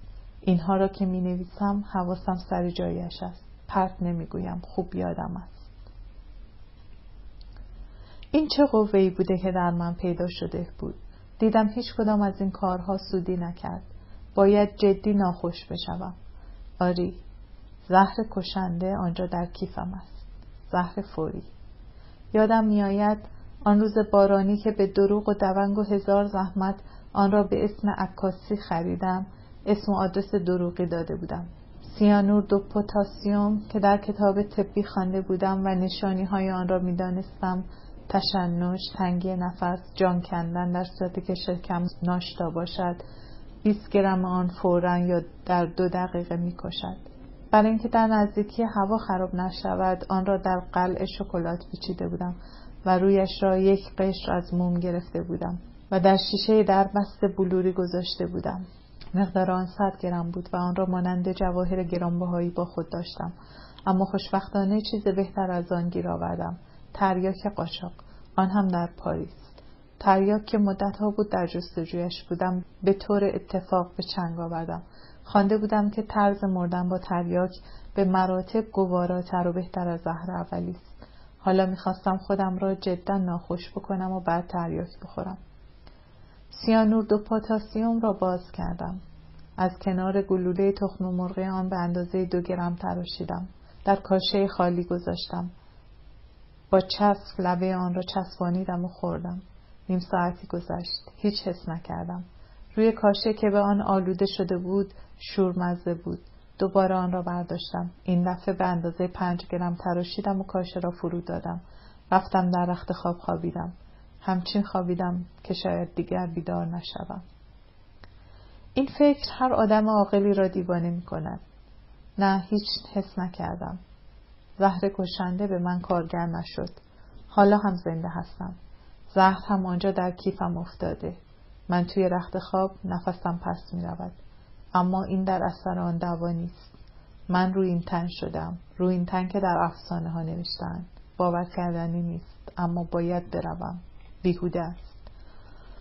زندگانیم وازده شده. بی خود. بی مصرف. باید هر چه زودتر کلک را کند و رفت. این دفعه شوخی نیست. هر چه فکر می کنم هیچ چیز مرا به زندگی وابستگی نمی دهد. هیچ چیز و هیچ کس. یادم می آید پس پریروز بود. دیوانه‌وار در اتاق خودم قدم می زدم. از این سو به آن سو می رفتم. رختهایی که به دیوار آویخته، ظرف روشویی، آینه در گنجه، عکسی که به دیوار است، تخت خواب، میز میان اتاق، کتاب‌هایی که روی آن افتاده، صندلی‌ها، کفشی که زیر گنجه گذاشته شده، چمدان‌های گوشه اتاق پی در پی از جلوی چشمم می‌گذشتند. اما من آنها را نمی‌فهمیدم یا دقت نمی‌کردم. به چه فکر می‌کردم؟ نمی‌دونم. بی خود گام برمی‌داشتم. یک باره به خود آمدم. این راه رفتن وحشیانه را یک جای دیده بودم و فکر مرا به سوی خود کشیده بود. نمیدانستم کجا. به یادم افتاد در باغ وحش برلین اولین بار بود که جانوران درنده را دیدم. آنهایی که در قفس خودشان بیدار بودند همینطور راه می رفتند. درست همینطور. در آن موقع من هم مانند این جانوران شده بودم. شاید مثل آنها هم فکر می کردم. در خودم حس کردم که مانند آنها هستم. این راه رفتن بدون اراده، چرخیدن به دور خودم، به دیوار که برمیخوردم طبیعتاً حس می کردم که مانع است. برمیگشتم. آن جانوران هم همین کار را می کنند. نمیدانم چه می نویسم. تیک و تاک ساعت همانطور بغل گوشم صدا می دهد. می خواهم آن را بردارم از پنجره پرت کنم بیرون. این صدای هولناک که گذشتن زمان را در کلم با چکش می کوبد. 1 هفته بود که خودم را آماده مرگ می کردم. هرچه نوشته و کاغذ داشتم همه را نابود کردم. رختهای چرکم را دور انداختم تا بعد از من که چیزهایم را وارسی می کنند چیز چرک نیابند. رخت زیر نو که خریده بودم پوشیدم تا وقتی که مرا از رخت خواب بیرون می کشند و دکتر می آید معاینه بکند شیک بوده باشم. شیشه اتکلونی را برداشتم. در رخت خواب پاشیدم که خوشبو بشود. ولی از آنجایی که هیچ یک از کارهایم مانند دیگران نبود این دفعه هم باز مطمئن نبودم. از جانسختی خود می ترسیدم. مثل این بود که این بار امتیاز و برتری را به آسانی به کسی نمی دهند. می دانستم که به این مفتی کسی نمی میرد. عکس خویشان خودم را در آوردم نگاه کردم. هر کدام از آنها مطابق مشاهدات خودم پیش چشمم مجسم شدند. آنها را دوست داشتم و دوست نداشتم. میخواستم ببینم و نمیخواستم. نه، یادگارهای آنجا زیاد جلوی چشمم روشن بود. عکس‌ها را پاره کردم. دلبستگی نداشتم. خودم را قضاوت کردم. دیدم یک آدم مهربانی نبودم. من سخت، خشن و بیزار درست شدم. شاید اینطور نبودم. تا اندازه هم زندگی و روزگار مرا اینطور کرد. از مرگ هم هیچ نمی ترسیدم. برعکس یک ناخوشی، یک دیوانگی مخصوصی در من پیدا شده بود که به سوی مغناطیس مرگ کشیده می شدم. این هم تازگی ندارد. یک حکایتی به یادم افتاد. مال 5-6 سال پیش است. در تهران یک روز صبح زود رفتم در خیابان شاه‌آباد از عطاری تریاک بخرم. اسکناس 3 تومانی را جلوی او گذاشتم. گفتم 2 قران تریاک. او با ریش حنا بسته و عرقچینی که روی سرش بود صلوات می‌فرستاد. زیر چشمه به من نگاه کرد. مثل چیزی که قیافه شناس بود یا فکر مرا خواند. گفت پول خرد نداریم. 2 قرانی در آوردم دادم. گفت نه اصلا نمی فروشیم. علت آن را پرسیدم.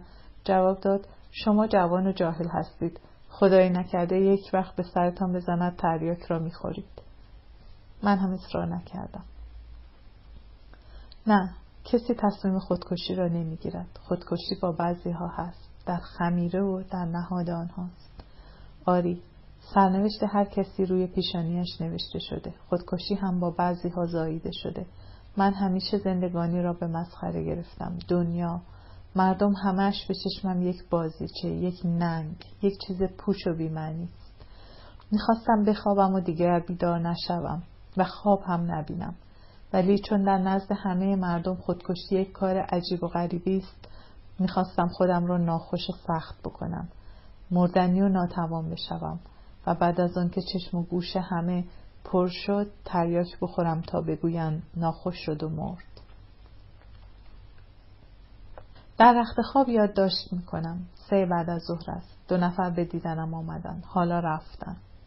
تنها ماندم. سرم گیج می رود. تنم راحت و آسوده است. در معده‌ام 1 فنجان شیر و چایی است. تنم شل، سست و گرمای ناخوشی دارد. یک ساز قشنگی در صفحه گرامافون شنیده بودم. یادم آمد. میخواهم آن را به سوت بزنم، نمیتوانم. کاش آن صفحه را دوباره میشنیدم. الان نه از زندگی خوشم میآید و نه بدم میآید. زنده ام بدون اراده، بدون میل. یک نیروی فوق‌العاده‌ای مرا نگه داشته. در زندان زندگانی زیر زنجیرهای فولادین بسته شدم. اگر مرده بودم مرا می‌بردن در مسجد پاریس، به دست عرب‌های بی پیر می‌افتادم. دوباره می‌مردم. از ریخت آنها بیزارم. در هر صورت به حال من فرق نمی‌کرد. پس از آن که مرده بودم اگر مرا در مبال هم انداخته بودند برایم یکسان بود. آسوده شده بودم. تنها منزلمان گریه و شیون می‌کردند. عکس مرا می‌آوردند. برایم زبان می‌گرفتند. از این کثافتکاری هایی که معمول است. همه اینها به نظرم احمقانه و پوچ می‌آمد. لابد چند نفر از من تعریف زیادی می‌کردند. چند نفر تکذیب می‌کردند.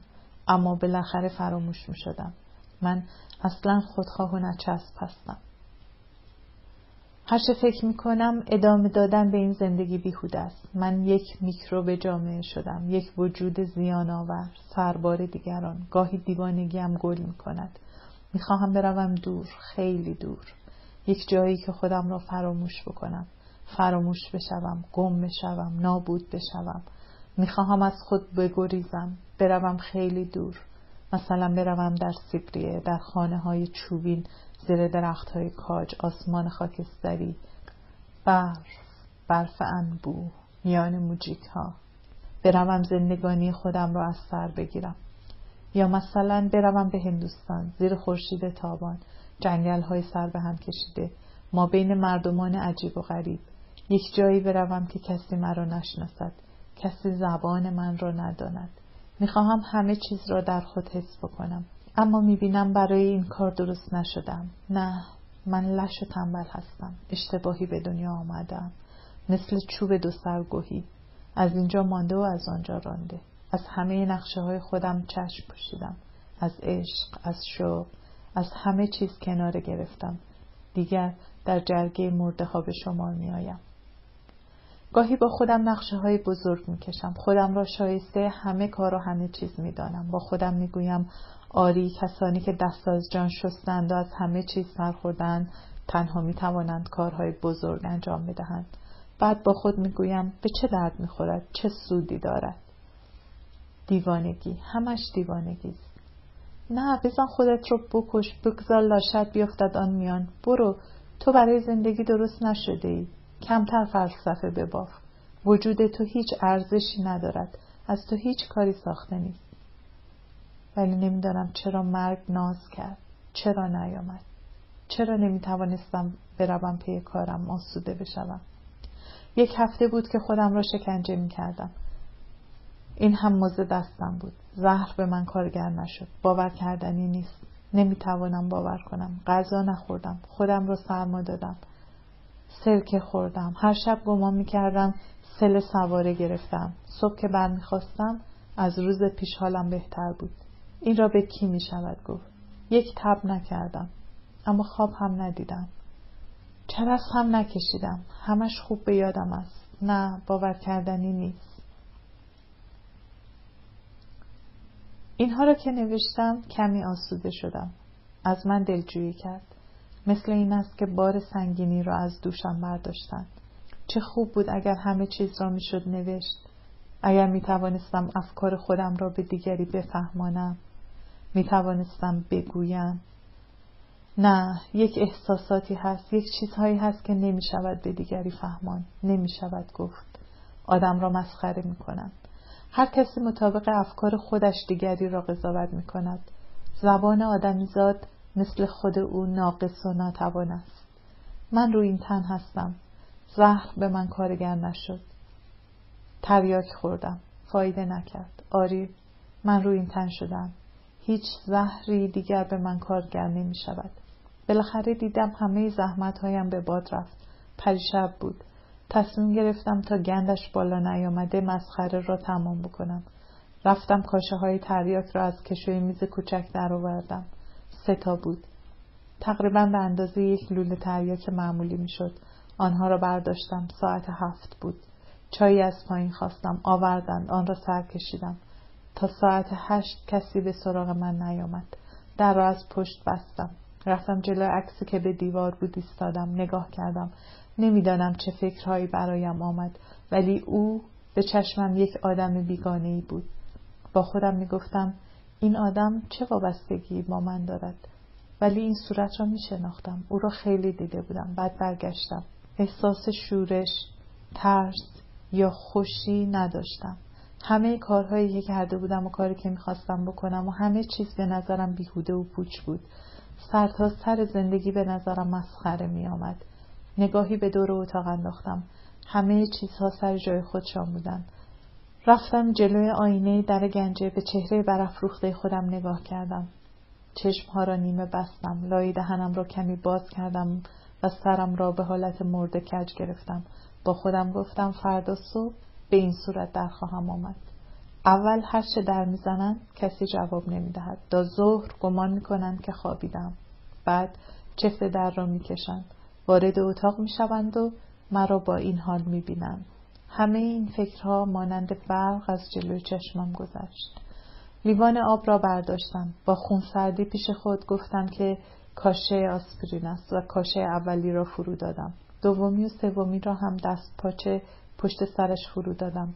لرزش کمی در خودم حس کردم. دهنم بوی تریاک گرفت. قلبم کمی تند زد. سیگار نصف کشیده را انداختم در خاکستردان. رفتم حب خوشبو از جیبم درآوردم. مکیدم. دوباره خودم را جلو آینه دیدم. به دور اتاق نگاهی انداختم. همه چیزها سر جای خودشان بودند. با خودم گفتم دیگر کار تمام است. فردا افلاطون هم نمیتواند مرا زنده بکند. رختهایم را روی صندلی پهلوی تخت مرتب کردم. لحاف را روی خودم کشیدم. بوی ادکلن گرفته بود. دگمه چراغ را پیچاندم. اتاق خاموش شد. یک تکه بدنه دیوار و پایین تخت با روشنایی تیره و ضعیفی که از پشت شیشه پنجره می آمد کمی روشن بود. دیگر کاری نداشتم. خوب یا بد کارها را به اینجا رسانده بودم. خوابیدم. غلط زدم.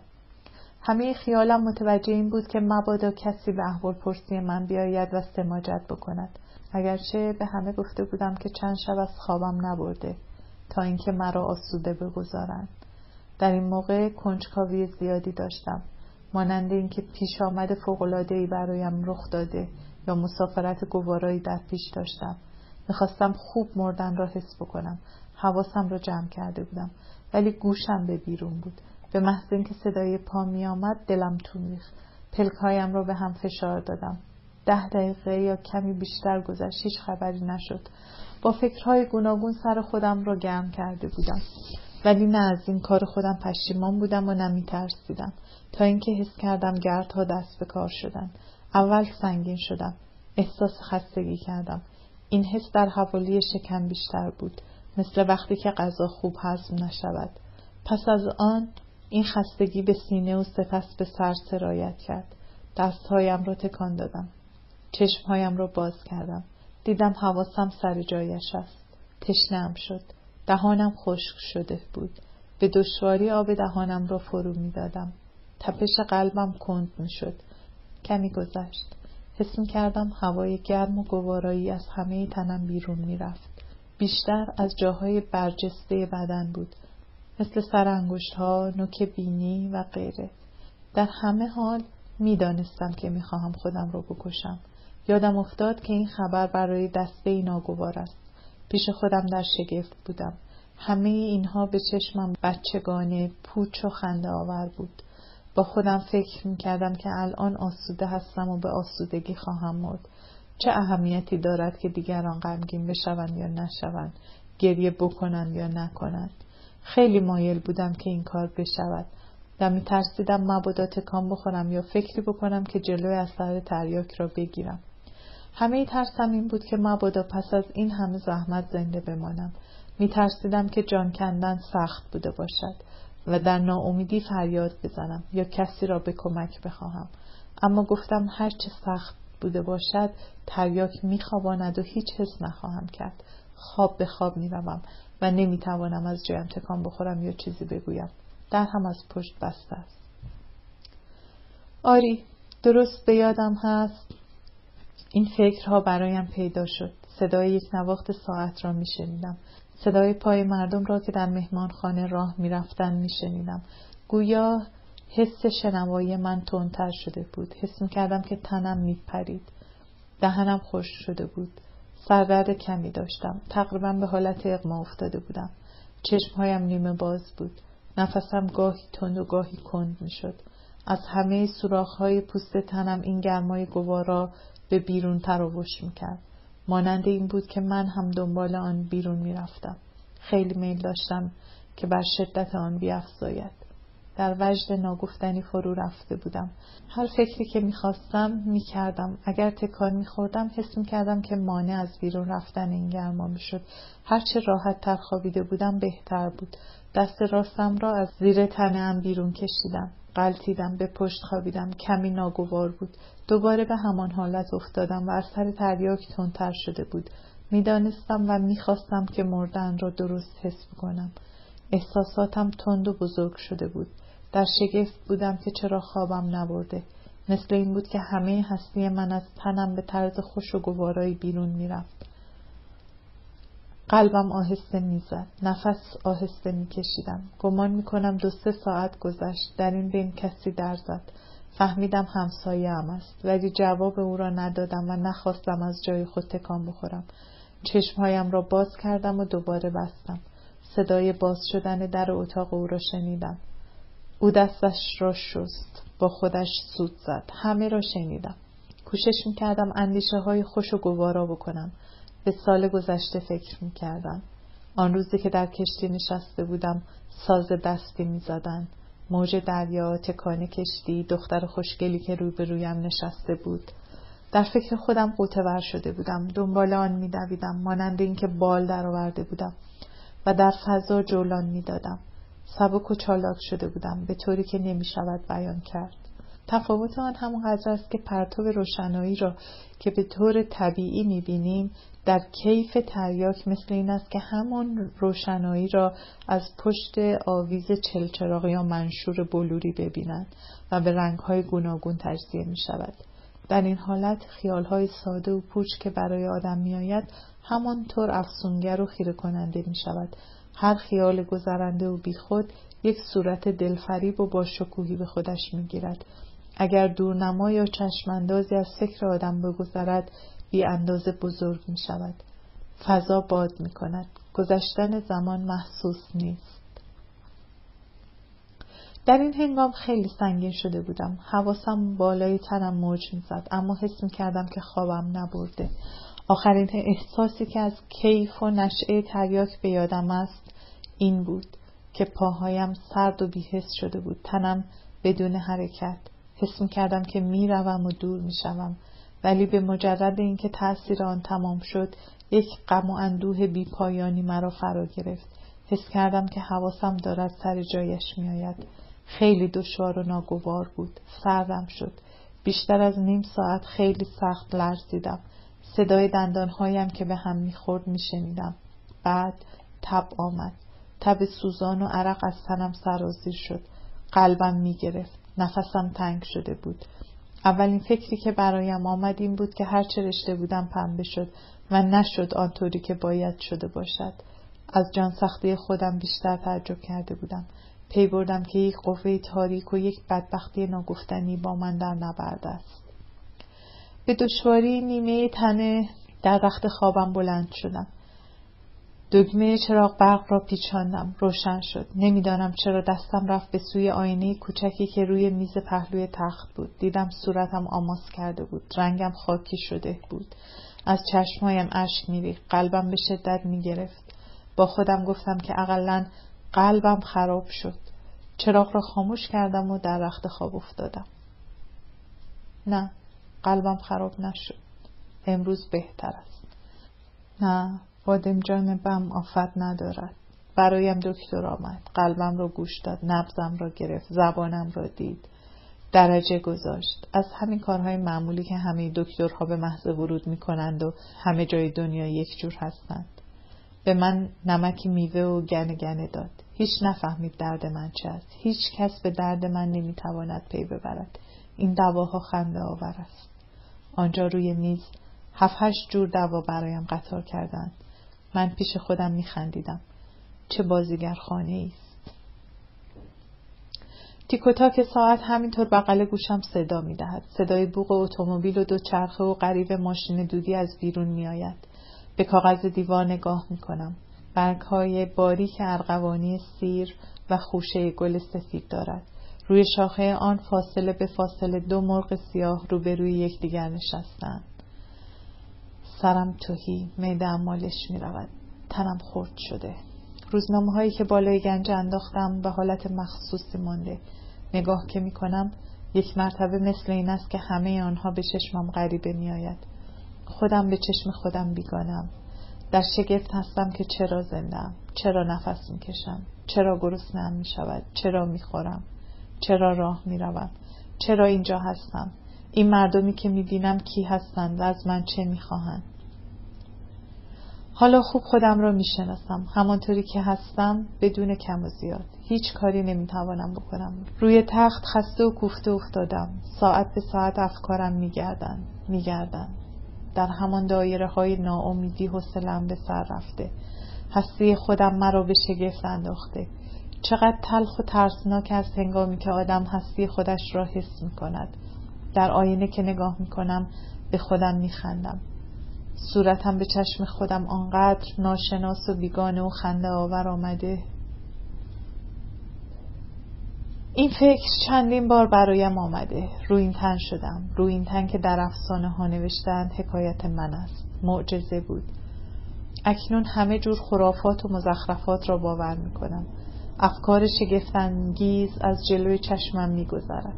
معجز بود. حالا می دانم که خدا یا یک زهرمار دیگری در ستمگری بی پایان خودش دو دست مخلوق آفریده، خوشبخت و بدبخت. از اولی ها پشتیبانی می کند و بر آزار و شکنجه دسته دوم به دست خودشان می افزاید. حالا باور می کنم که یک قوای درنده و پستی، یک فرشته بدبختی با بعضی ها هست. بالاخره تنها ماندم. الان دکتر رفت. کاغذ و مداد را برداشتم. میخواهم بنویسم. نمیدانم چه. یا اینکه مطلبی ندارم و یا از بس که زیاد است نمیتوانم بنویسم. این هم خودش بدبختی است. نمیدانم. نمیتوانم گریه بکنم. شاید اگر گریه میکردم اندکی به من دلداری میداد. نمیتوانم. شکل دیوانه ها شدم. در آینه دیدم موهای سرم وز کرده. چشمهایم باز و بی حالت است. فکر میکنم اصلا صورت من نباید این شکل بوده باشد. صورت خیلی ها با فکرشان توفیر دارد. این بیشتر مرا از جا در میکند. همینقدر میدانم که از خودم بدم میآید. میخورم از خودم بدم میآید. راه میروم از خودم بدم میآید. فکر میکنم از خودم بدم میآید. چه سمج، چه ترسناک. نه، این یک قوه مافوق بشر بود. یک کوفت بود. حالا اینجور چیزها را باور میکنم. دیگر هیچ چیز به من کارگر نیست. سیانور خوردم در من اثر نکرد. تریاک خوردم باز هم زندم. اگر اژدها هم مرا بزند اژدها میمیرد. نه، کسی باور نخواهد کرد. آیا این زهرها خراب شده بود؟ آیا به قدر کافی نبود؟ آیا زیادتر از اندازه معمولی بود؟ آیا مقدار آن را عوضی در کتاب طبی پیدا کرده بودم؟ آیا دست من زهر را نوشدارو می کند؟ نمیدانم. این فکرها 100 بار برایم آمده. تازگی ندارد. به یادم میآید شنیدم وقتی که دور کژدم آتش بگذارند خودش را نیش میزند. آیا دور من یک حلقه آتشین نیست؟ جلوی پنجره اتاقم روی لبه سیاه شیروانی که آب باران در گودالی آن جمع شده 2 گنجشک نشستند. یکی از آنها نوک خود را در آب فرو میبرد، سرش را بالا میگیرد. دیگری پهلوی او کس کرده خودش را میجورد. من تکان خوردم. هر دوی آنها جیر جیر کردند و با هم پریدند. هوا ابر است. گاهی از پشت لکه های ابر آفتاب رنگ پریده در میآید. ساختمان‌های بلند روبرو همه دود زده، سیاه و غم‌انگیز زیر فشار این هوای سنگین و بارانی ماندند. صدای دور و خفه شهر شنیده می شود. این ورق‌های بدجنس که با آنها فال گرفتم، این ورق‌های دروغگو که مرا گول زدند، آنجا در کشوی میزم است. خنده‌دارتر از همه آن است که هنوز هم با آنها فال می‌گیرم. چه می شود کرد؟ سرنوشت پرزورتر از من است. خوب بود که آدم با همین آزمایش هایی که از زندگی دارد می توانست دوباره به دنیا بیاید و زندگانی خودش را از سر نو اداره بکند. اما کدام زندگی؟ آیا در دست من است؟ چه فایده دارد؟ یک قوای کور و ترسناکی بر سر ما سوارند. کسانی هستند که یک ستاره شومی سرنوشت آنها را اداره می کند. زیر بار آن خرد می شوند و می خواهند که خرد بشوند. دیگر نه آرزویی دارم و نه کینه‌ای. آنچه که در من انسانی بود از دست دادم. گذاشتم گم بشود. در زندگانی آدم باید یا فرشته بشود یا انسان و یا حیوان. من هیچ کدام از آنها نشدم. زندگانیم برای همیشه گم شد. من خودپسند، ناشی و بیچاره به دنیا آمده بودم. حال دیگر غیر ممکن است که برگردم و راه دیگری در پیش بگیرم. دیگر نمیتوانم دنبال این سایه های بیهوده بروم، با زندگانی گلاویز بشوم، کشتی بگیرم. شماهایی که گمان میکنید در حقیقت زندگی میکنید، کدام دلیل و منطق محکمی در دست دارید؟ من دیگر نمیخواهم نه ببخشم و نه بخشیده شوم، نه به چپ بروم و نه به راست. میخواهم چشمهایم را به آینده ببندم و گذشته را فراموش بکنم. نه، نمیتوانم از سرنوشت خودم بگریزم. این فکرهای دیوانه، این احساسات، این خیالهای گذرنده که برایم میآید، آیا حقیقی نیست؟ در هر صورت خیلی طبیعی تر و کمتر ساختگی به نظر میآید تا افکار منطقی من. گمان میکنم آزادم، ولی جلوی سرنوشت خودم نمیتوانم کمترین ایستادگی بکنم. افسار من به دست اوست که مرا به این سو آن سو میکشاند. پستی زندگی که نمیتوانند از دستش بگریزند، نمیتوانند فریاد بکشند، نمیتوانند نبرد بکنند. زندگی احمق. حالا دیگر نه زندگانی میکنم و نه خواب هستم. نه از چیزی خوشم میآید و نه بدم میآید. من با مرگ آشنا و مانوس شدم. یگانه دوست من است. تنها چیزی است که از من دلجویی میکند. قبرستان منپارناس به یادم میآید. دیگر به مرده ها حسادت نمی‌ورزم. من هم از دنیای آنها به شمار میآیم. من هم با آنها هستم. یک زنده به گور هستم. خسته شدم. چه مزخرفاتی نوشتم. با خودم میگویم برو دیوانه، کاغذ و مداد را دور بیانداز دور. پرتگویی بس است، خفه بشو، پاره کن. مبادا این مزخرفات به دست کسی بیفتد. چگونه مرا قضاوت خواهند کرد؟ اما من از کسی رو در بایستی ندارم. به چیزی اهمیت نمیگذارم. به دنیا و مافیهایش میخندم. هر چه قضاوت آنها درباره من سخت بوده باشد، نمیدانند که من بیشتر خودم را سخت‌تر قضاوت کردم. آنها به من میخندند. نمیدانند که من بیشتر به آنها میخندم. من از خودم و از همه خواننده این مزخرف ها بیزارم.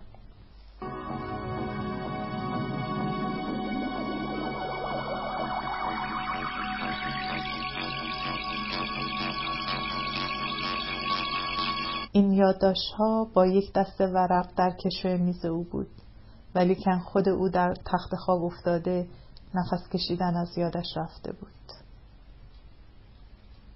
پاریس، 11 اسفند ماه 1308.